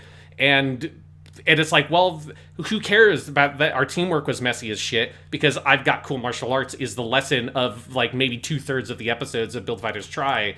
And that's very, very frustrating to me, especially as someone who like, I really like sports anime and I particularly like stuff that like a Kuroko's basketball that is playing specifically with teams and like teamwork. And that whole show is about like what the main character Kuroko, the thing he's good at in basketball is passing, and he's shit at everything else. But because he's good at passing, he brings the team together, and it's like, you know, it's a very simple lesson about teamwork and togetherness and cooperation and sportsmanship. But that's the kind of shit, as someone who I did play basketball for a long time as a kid, and that's like the sport I liked a lot, it hit for me really well because that it spoke to lessons about teamwork that you do have to go through when you're working on a team on something. And then it I think it gets under my skin a bit when Try gestures towards that stuff, and then it really undercuts it repeatedly throughout the entire show. No, I totally understand what you're saying, and I think it's another thing where they actually set up, I think, a really interesting idea here, where in that first half, like through the regional qualifiers, Yuma and Sekai are both kind of refusing to be team players, and Hoshino, who is like very invested in the idea of having a team, that's one of her core character dynamics. It's the show opens with her saying, "I wish I had a team," right? And so she builds, and it's the thing I love. I really do love the winning Gundam. It's one of my favorite things in either of these shows. It's just an idea. I think it's really cool. And the thing is, that comes out of her thinking, like, how do I make us a team? What do I need to do to build a gun? Like, what kind of Gunpla would do this? And she comes up with this highly transformable SD Gundam that can do all of these different support things, and it can kind of take the strengths of Yuma and Sekai and bring them together. That is such a cool fucking idea, and I love how the winning Gundam conveys that idea. But I feel like then they kind of abandon it, and what happens is in the second half, Hoshino decides, I need to make the winning Gundam do more stuff for me. And so I can be stronger. And I do like what she builds as the Star winning Gundam, which is the version I have, and it's also very cool. What should happen there in the second half is that stops being enough, and she should have, sit the boys down and be like, I've been sacrificing for this team and you haven't, and them all having a come to Jesus moment. And I think that would have been a fucking great story to tell, you know? Yeah, but that's not because that's not the story the show tells. The story the show tells is about individual excellence being the thing that's important about a team and not teamwork. Because in that training arc, the lesson she learns is, Lady Kawaguchi says it's you're focused too much on trying to put the team together, not enough on yourself, which sounds good. And if the show did more with that dynamic, as you're saying, if it then led to them training and being during their training arc, what if they actually trained and learned how to be a team and come up with team maneuvers and tactics and all that kind of stuff, and then kind of changed up the style of how they fight, that would be great. But since they don't do that, the lesson that comes across is you just need to be strong enough that you can fight on your own, and it doesn't matter what the other team members are doing because they also are just strong enough to fight on their own. And that's reflected in how they design their fights, which is about getting down to those one-on-ones, right? So you have a sequence in the Junya episode where you have Fumina and Yuma defeat the other two mobile suits, and then they just stand there and watch while Sekai fights Junya, which is it's a big cliche thing. It's their whole martial arts one-on-one showdown. But at the same time, it kind of annoys me because it's it's not it's unfair for you guys to participate in this fight. It's a 3-on-3 match. It's a team. Yeah. It's a team fucking sport. It's ridiculous. I get it. You're doing your martial arts cliche, but it's also but that. Even though in that episode, with the logic of that episode, in the emotional thing that the show's trying to go through with its martial arts stuff, it feels fine for that story, but I think that overall approach has a cumulative effect on the show where it just degrades the idea of teamwork being something that's valuable, when in that kind of scenario it's no, it wouldn't be fair because it would be a 3-on-1 match. But it's but it was a 3-on-3. They would lose because all they relied on was the strength of one member, and because they relied on that, and that's why they lost, is because it's one strong guy with two weak dudes versus three people who maybe none of them individually, including Sekai, are as strong as Junya, but together they win. Like, that feels like the kind of story the show should be telling, and it never tells that story, even though it has lots of opportunities to do it. No, I totally understand what you're saying. And, for that episode with Junya, it all makes perfect sense for that episode, because it's the martial arts thing. They want to have Sekai have the chance to confront this guy whose feelings he doesn't understand. It would, I think what you're saying here, Sean, is that, like, it's not necessarily a problem in that episode, but if it's a problem that, because the show is not contextualizing that as different, it's a problem, right? Exactly. If that were like, we've been fighting as a team every episode, but in this case, we need to let Sekai go his own way, it would hit even stronger. Absolutely, yes, 100%. That it's because every fight is kind of treated that way. They just don't, like, stick a flag in it the way they do with that one, because of it literally being these two, like, brother disciples. It's my favorite version of it they do is just the final fight, where it's 3 one-on-ones basically, but I do like just how kind of crazy it gets, and that it's like everything gets completely destroyed, and it's like very like knockdown, drag out, but it is still basically everyone kind of fighting for themselves in coordination, sort of, is I guess how you would say it. And yeah, none of this bothers me as much as I think it bothers you, Sean, but I don't disagree with the criticism. Yeah, and I do think it's something of that I do like that team stuff a lot, and I do kind of look for it. And when the show, like, tells you that's what it's going to be, it annoys me, because it ends up, I just think, like, unintentionally telling the story about, like, in basketball terms, it's about, like, hey, you just want the ball to be passed to you and so you can score. And it's like, it feels like it's unintentionally telling you that message, and to me, it's like that instinctually feels wrong and bad, and it's like, stop, show. Like, I know you're not doing it on purpose. I know you're just trying to have a fun time. But this is the kind of thing that, like, a good sports anime, to me, would, like, reinforce interesting ideas about cooperation and teamwork and sportsmanship and competition, which is a thing that, like, the original Gundam Build Fighters does do, and this show sort of falls down on for me. One episode that I actually think has an interesting perspective on this in a weird way is the Lucas Nemesis episode, which is the one. So Lucas Nemesis, one fucking great name, love it. And he is the European champion who, like, comes in as a ringer for this one school. Which I really feel like maybe the rules should, like, crack down on that. Yes, yeah, you should. I don't think you can have a student transfer into your school after your school has already won the preliminary tournament that gets you into the nationals, and then have a student that's just joined your school be on the team for your nationals tournament. I'm pretty sure that's against the bylaws of some fucking rulebook for this competition. Or it should be, at least. Yes. If it's not, there's a hole in their rules, and, like, there should be totally, like, a scene where Meijin Kawaguchi sees this and says, "Did we really not write that in our rules, guys? Let's make a note of that. To fix that next year. That'd be great."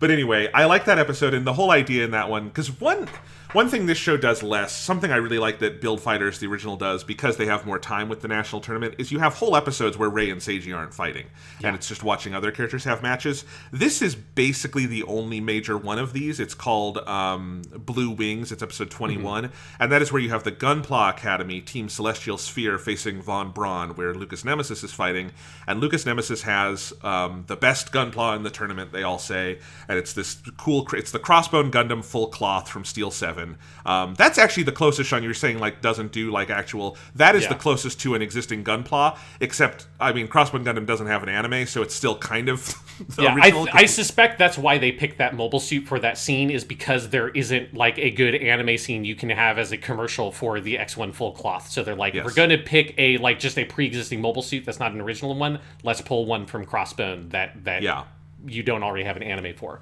Right. So like I said, that's from Crossbone Steel 7, and it's a really fucking great mobile suit, and it looks really cool in this show. And Lucas Nemesis is fighting alone, but he has this interesting team dynamic where he wants to do all the fighting, but to do that, he's basically having his support units just do support for him and refill him and, like, do all that work. And I think there's actually kind of an interesting dynamic in that episode of, like, what is the teamwork there? Because he actually does have a very, like, thought out teamwork strategy. It's just a very, like, egocentric teamwork strategy that, because the Gunpla Academy kind of knows what they're doing, is able to see through and break. And that feels like the kind of thing, like, if you were being a little sharper with it, you would have Team Tri-Fighters watching that, and then they would go, oh, maybe we're doing something wrong here by building up Sekai so much, you know? That episode is a good example of, I think that episode is like 80% of the way to where I would want something like that to be, where it's like, it's getting close to, I think, in touching on something interesting about teamwork, but it never really like zeroes in on it. Like, I think it is like there in the concept of a lot of the concept of how the fight plays out, but it boils down to Lucas one-on-one fighting Wilfred, which is like, it needs to be like, the show needs to have the courage to say it's fine if you have fucked up and lost your other teammates for like 3 people on the other team to attack you. Like, that's fine. That's part of the game. Like, that's not cheap. And that Lucas can't handle that because he gets overwhelmed because he's relying too much on his own strength. Like, if that was more of what that episode was in its climax, but the show is never like able to allow that to actually be the end of the fight. It always wants the end of the fight every single time to be a big dramatic one-on-one between 2 powerful opponents that each shoot their big super move at each other. That's either a big punch or a giant laser, or it's like a giant weird flaming phoenix or whatever the shit that Sekai starts doing in the second half of the show. And then they collide together and then one of them wins, right? That's how it wants basically every fight to finish. And that's not how team fights finish, right? It's like a game of basketball doesn't end with one player just storming down the entire court and dunking. Like, that can happen every once in a while, but it's about team play, right? That's what you're trying to show, and they never really have the courage to show it in the way they design their fights. Now I'm imagining like a fucking basketball strategy where it's just all the team members except one grab the other team's arms and like hold them behind their backs while, like, you know, fucking Michael Jordan runs down the court and dunks. Yes, that's basically the equivalent of what this show is trying to do. But I do think that episode gets close. Like, it's got some of those ideas there, and I do love Lucas, who's voiced by Romy Park, who just gives a fucking incredible. That's who that was. Yeah. Yeah, it's just such a strong, cool character, even if he's only in it for like 2 episodes. I thought they were going to pull like a switcheroo on us because Lucas Nemesis is so built up. I wondered, what if he just beat Gunpla Academy and they did a total switcheroo on who the final antagonist is? That would have been kind of... I'm kind of glad they didn't, because I don't know how you would have made that work, but you know... I mean, it's a sign of how fucking just unbelievably charismatic Romy Park is as a performer. Yes. That even though I knew that that's not how the show goes, because I remember, obviously, like, I know that it's, because everyone knows, even if you haven't seen the show, you know it's going to be the Gunpla Academy. It would be utter fucking insanity if they had swapped it out at the last second. With how much they had procrastinated on doing any amount of, like, setup for that last fight, if you then jettisoned all the setup you had done 2 episodes before the final of the tournament, that would be insane. Even knowing all of that and watching that episode now for a second time, I still at the end was like, I want Lucas to win because I like him so much. Like, this is, I just love him. I just want to hear more of Roby Park's like sexy fucking like cool like guy voice. It sounds like he's like in a host club or some shit. It's just like, I just like this character. I want to see this. And not only do I want this character to win this fight, I then want this character to just completely body Team Tri-Fighters in the finals and just win the whole show, because this is how much I like him. It's just like, the message is no teamwork ever. Lucas Nemesis, and that's the end, is like they're all heartbroken because they learned teamwork meant nothing. Oh God! So you're saying you want the ultra nihilistic version of Gundam Build Fighters Try? No, I think it's because Romy Park doesn't usually voice characters that old. So like so it's a little like that's you're right. It is such a cool, like, she's getting to like just age up a little more beyond like, you know, an Edward Elric or a Lauren Sahak or something like that. It's really cool. Yeah. Anyway, Romy Park. This podcast is firmly pro Romy Park. I think that is an uncontroversial opinion. Yeah, she's just what a fucking incredible actress. And yeah, it's because I had totally forgotten about that whole character, because he's also, it's the little boy that is the like grandson that the guy who runs Isla's team in the first show, he's like doing that for his grandson. Oh, that's who Lucas Nemesis is. Okay, that's a really now why wasn't there a Lucas Nemesis OVA? That's such a good story. Oh God, I watched all the fucking OVAs this weekend. Some of them are good, some of them are bad. We'll talk about it next week. But now why have we not gotten our Lucas Nemesis? I want Lucas Nemesis the movie after they're done with Cucuruz Doan's Island. Yeah. Yes, it's just the life and times of Lucas Nemesis, please. Yeah, he becomes the next Meijin. It's going to be great. Anyway, all right, what else? We should probably wrap this up soon, Sean.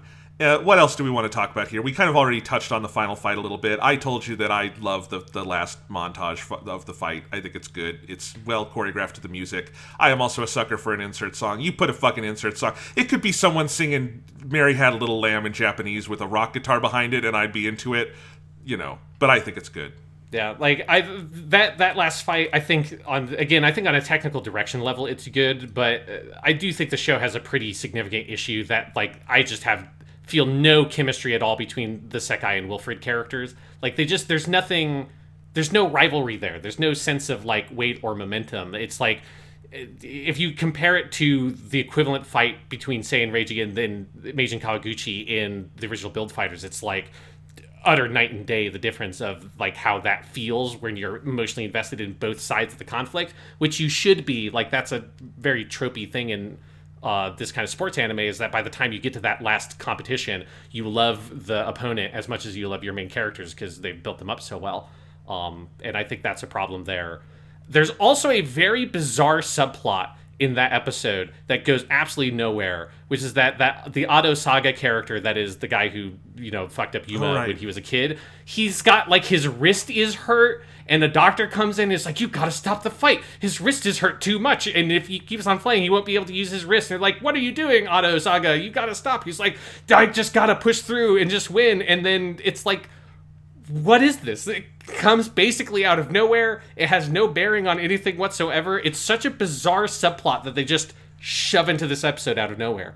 It's bizarre to me because you know how sometimes, I said this on Gundam Build Fighters, that one of the things I love about Build Fighters is that from episode 1 and 2, you just see the shape of the show and you know where it's going. And that is a genuine pleasure of sports movies, is that they are predictable in a good way, right? Agree. At the end of the previous episode before that fight, end of episode 23, you have the doctor come in and say, Otto's arm is fucked up.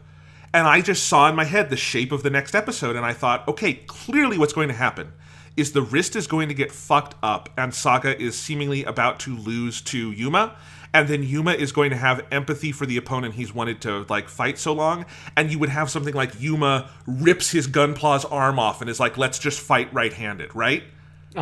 That's the obvious story to tell there, right? And like Otto has like fucked himself up, but Yuma is like confident enough and like Yuma has like lost his fear of losing enough to do this. That's the story. And they don't do it. That is probably the most baffling thing in the whole show to me, Sean, because it just feels like, it almost feels like that was written and tossed out because it is so clearly the story you're about to tell. Yeah, it is. It's really weird because it's the kind of thing that, like, I wouldn't be shocked to in a live-action TV show, because that happens all the time where it's like, you didn't get all the footage you actually wanted when you were shooting, and now you have to edit it together, and it's, like, slightly awkward. Like, you get, like, weird dropped subplots in live-action TV shows all the time. But this is a thing you almost never see in animation, because every second is money, because every second you have to have someone draw this fucking frame, right? There are no deleted scenes in anime. Exactly. Like, so it was storyboarded and scripted and all that with that there, and they're just like, it feels like they just ran out of time and they're like, fuck it, let's just do it this way. Like, we can't come up with another way to put all this together in 22 minutes or whatever. We'll just leave this in as this, like, half-finished idea in this last, like, second to last episode. It's really fucking weird.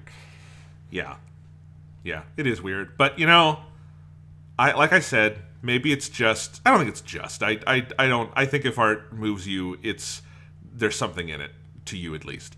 But I do think it's in part just my headspace over the last couple of weeks. But I was in that last episode, I'd been binging the show, and I just wanted to see these crazy kids win and something good happen for them. And it's a good knockdown, drag-out fight. And at the end, you have the destroyed burning Gundam, but it's got its fist, and then Sekai has his fist up in the air, and they're all hugging, and I'm just like, I'm moved, and it worked for me, and I get this is imperfect, but fuck it, I liked it.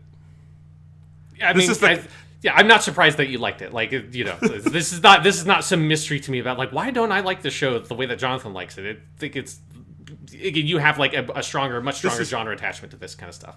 This is not a case where you and I are describing, like, different shows. It's I think we see most of the same problems in it. It's just a degree of, like, what bothers us and what works for us, and things we agree probably work better for me, and things we agree don't work more for you, and that's fine. There's nothing wrong with that. I really like the final episode. It is goofy as shit. It is basically just a series of gags. I really like it. I think it's one of the funniest episodes in all of Gundam. There's just a ratcheting up series of gags that are so good, culminating in Minato unveiling the Fumina Gunpla that he made. Yeah. I fucking died laughing. I find this episode very funny. Yeah, I overall, I enjoyed the last episode quite a bit. I think I start to lose steam a little bit on it once it gets into the big battle royale fight. That goes on a bit too long for me. But most of like the gags for the first 2/3 or so of the episode, I think it's just they land home run after home run. Particularly the Super Fumina gag is fucking hilarious. It's so good because it's one of those things where you just see the shape of it, because they start first. Someone sees Minato's Gundam and they're like, oh god, but we don't see it. And they're all like, what the hell did he build?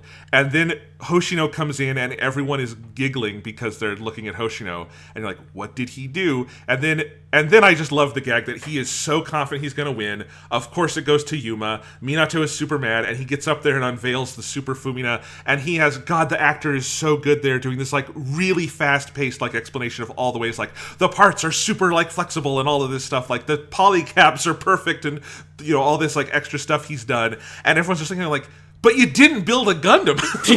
And that's the joke. And like Meijin Kawaguchi is just like at a loss, like, but you didn't build a Gundam, kid. Yeah, and then he says it's like, but the worst part of it all is that you didn't even get her permission for it, because Sakai is also like a weird creep. The best part of that whole sequence, the funniest gag by far, is Meijin Kawaguchi is announcing the winners, and he says, the winner is number 6. And then Saka's like, oh my god, I won. And then Meijin Kawaguchi is like, wait a second. And he turns the piece of paper around and says, it's number 9. Actually, it's number 9. Which is just, that joke comes completely out of nowhere. It's so out of character for Meijin Kawaguchi to make a dumb mistake like that, but that's what makes it so fucking funny. Because it's an escalating series of gags. What it starts with in the whole like winning like the awards ceremony is that first they're announcing the like children's division, and you have that kid who we met earlier in the show in an episode I actually think is a solid little episode from early on. The boxer episode? The boxer episode, Yeah, and like he's fighting because his little brother who loves Gunpla is in the hospital, and he's very classic sports martial arts kind of thing. He's fighting for his brother, and the little brother is really the one who makes Gunpla, and the little brother has made a really cool Gunpla, and you think he's going to win, but then it winds up going to Gyonko's little brother, and we meet little Gyonko, and it's a great gag. But then there's a sweet moment where they decide to become rivals, and I like all of that. And then after that, you get the number 6, no wait, number 9, and that gag, and then you get Minato on stage doing the Super Fumina. Like, just one of the best, 10 minutes of anime comedy I've ever seen. It is such a good, little, bigger build of, comedy. Yes, yeah, absolutely. And that's, I think, when the show is at its best, is when it's plot, all that, who gives a shit? Let's just do, a series of gags, and it can be a pretty good time. And I'm glad that they left that last episode just to be let's just have some fun and let's just do some jokes. It's a good structure. It kind of borrows obviously from what Gundam Build Fighters does, but it has this big final get together of all the characters without a big plot thing hanging over it, which is playing to this show's strengths definitely. Yeah. So the Super Fumina, I take it, has become just giant in Gunpla world, because I was looking it up and I'm like, there's 10 different Super Fuminas to buy if you want a Super Fumina Gunpla. Yes, it's the great innovation of Gundam Build Fighters Try, is that figurines of heroines from anime series are already very popular. Gunpla is very popular. What if you made them the same thing? And that is the space that Build Fighters Try is innovating in. Is let's make anime, let's make the Gundam girls, and make that a thing. All right, so let's say any other final points we want to make. One thing I realize we haven't touched on yet. The other major returning character from the original show is Meijin Kawaguchi, and I love him here. I find him even more entertaining just on a comedy level than he is in the original show, because he's completely freed from the angst of Meijin Kawaguchi in the original Try, or in the original Gundam Build Fighters, where he's a really great character and rival and all of that. But I like that in this we just kind of get to see him 7 years later. He's achieved what he wants to do as Meijin, where he is going around inspiring people, but also he's kind of a goofball because he's someone who would dress up like this and play Gunpla all the time. And I just think every time it cuts to Meijin Kawaguchi, I laugh and have fun, and I think he's a great part of this show. Yeah, I like him a lot in the show as well. I particularly love the scene where he, like, interrupts the Gunpla battle and his, like, red Gundam comes, like, from on high, like Jesus descending through the clouds, and, like, it's in a desert and flowers start blooming and all this shit, and they... the composer has a lot of fun bringing back and revamping some of the Meijin Kawaguchi themes. Like, some of that stuff is very, very good. Yes. Absolutely. I guess a question I have for you, Jonathan, about the show that I was thinking about was, how do you feel about the fact that Sekai uses the Build Burning Gundam and never really has his, like, own Gunpla, and he just uses, like, this leftover from Sei for the whole show? Because I have kind of conflicted feelings about that, like, choice for the show. It's weird because, I don't know. I think for the first half of the show, it makes total sense.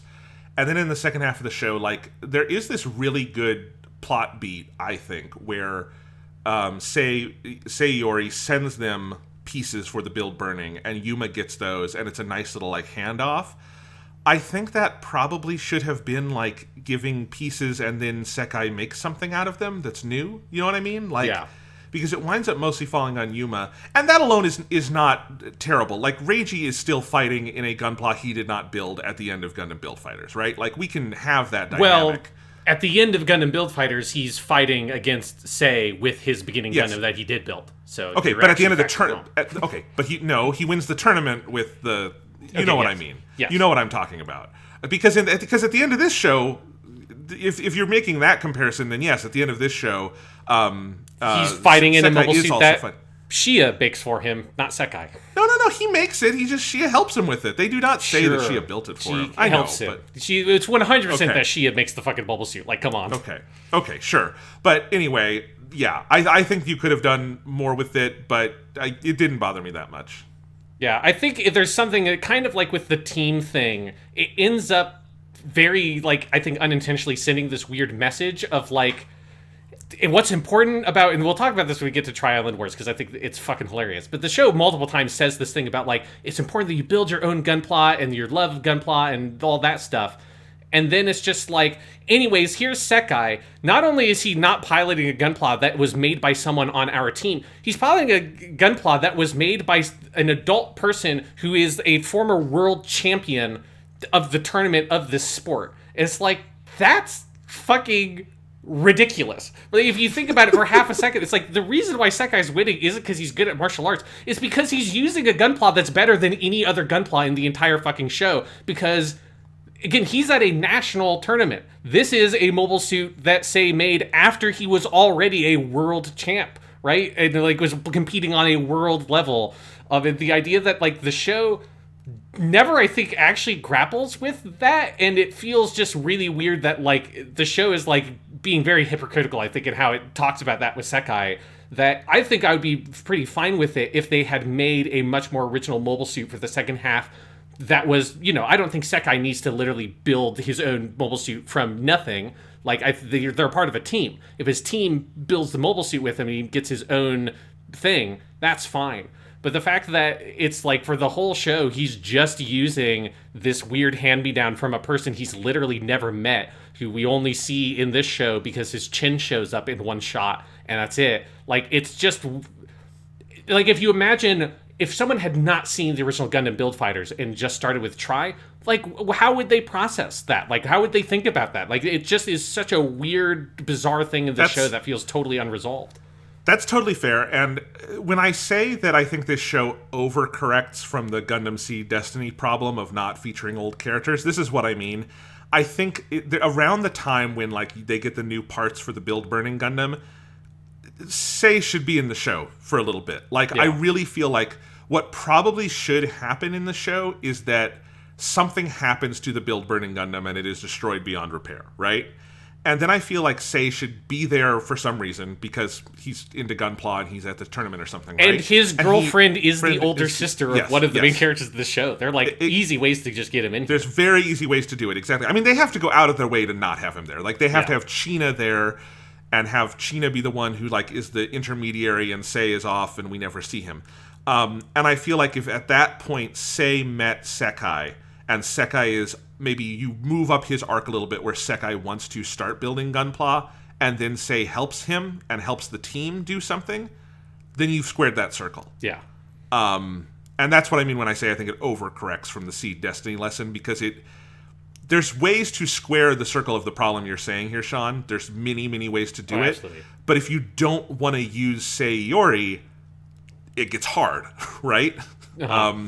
And so they don't want to use Sei Iori, and I do think there's probably a little bit of, like, Seed Destiny really fucked up when they did that, so we're going to avoid that, and I don't know, they overcorrect a little bit.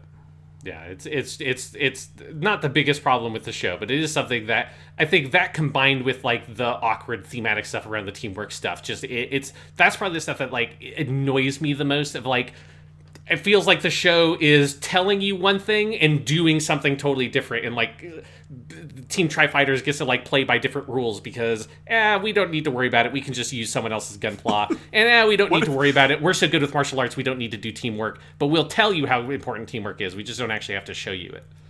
What if, like, episode 24, they beat the Gunpla Academy, it's the same exact episode, but then there's a post-credits scene where, like, Wilfred comes up to Sekai and goes, "That was a magnificent fight, I respect you, tell me about how you built that Gunpla." And Sekai's like, "Oh, I found it in a trophy in our room, I think the former world champ built it." And then, like, you have Wilfred, like, his face fall, and he, like, turns to Meijin Kawaguchi and goes, I think they need to be disqualified. Yeah. I'm not usually this way, but I think I need to object about this. Yeah, it would be like, if, like, when I was in the Cub Scouts and Boy Scouts when I was a kid, we had a thing called the Pine Car Derby where you made a little, like, model car out of, like, a thing of wood and put wheels on it. It would be like if I showed up and it wasn't, because a lot of times it's like, the dad really made it and the kid barely participated, and that's one thing, but it's like, I showed up, it's like, well, the boyfriend of my friend's older sister happens to be the world champion Pinecart Derby builder, and I just went into his house and took one of his Pinecart Derbies without asking him and used that in this competition. That's basically what Sekai's doing, and it's like, if you think about it for half a second, it's completely ridiculous. I kind of love it because it is so ridiculous, but you're absolutely right. Quick note on the theme songs to this show. We get another back-on theme for the first opening, Cerulean. I really love this song. Yeah. I think it's like a step below maybe Nibun no Ichi, but it's better than Wimp from the last show, and I just think it's a great Gundam opening. When it's used as an insert song, it's fantastic. I've listened to it a lot. And the full version, this is one you have to hear the full version, because the middle bridge has references to Nibun no Ichi and Wimp, and has some really good lyrics in there. And you don't hear that in the show until the final fight where they used it as an insert song, and I think it's used very effectively. I really like that song. Absolutely, yeah. Cerulean has been like a standby in my, like, J-Rock playlist. I go back to that song all the time because it fucking rolls. I agree with you. It's not quite Nibun no Ichi level, but it's pretty close. Yeah, it's closer than you would ever expect as, like, the sequel to Nibun no Ichi. Very, very good. And I also like the second opening by Edge of Life, Just Fly Away. It's not like a masterpiece or anything, but I think it's a really solid song. Yeah, I agree that it's better than your average anime OP, but it's not amazing, but, like, it's good. Yeah, it's like when they switched to it, I wasn't sad. It's a good opening. The first ending theme is called Amazing the World, which is a great name for a song, by Screen Mode. I really like at least the opening of this, where it's go, fight, right, ready. Yes. That's a fun song, and I think the animation is really well matched to it. It's not, like, miraculous, but it is a really solid ending to this show. And then you have Mayo Compass wa Iranai, Stray People Do Not Need a Compass by Stylip S for the second ending, which I actually really like because of how the animation is themed around it. It's a really good ending in terms of, like, there's an actual kind of production between the music and animation, and when it ends and, like, you have all the characters running, I think it's a sweet little song. Yeah, the endings don't stand out to me a lot, but I in terms of the songs, I think are good, if not like super memorable to me. But yes, I agree that I think it's specifically the animation of the second ending I like a lot, and I typically just like sit there and watch it because it's very pleasing, very soothing. Yeah, I have found in my playlist, it's not a song I listen to a ton, but I didn't skip it much while watching because I think as an actual like produced ending, it's very good. Yeah, absolutely.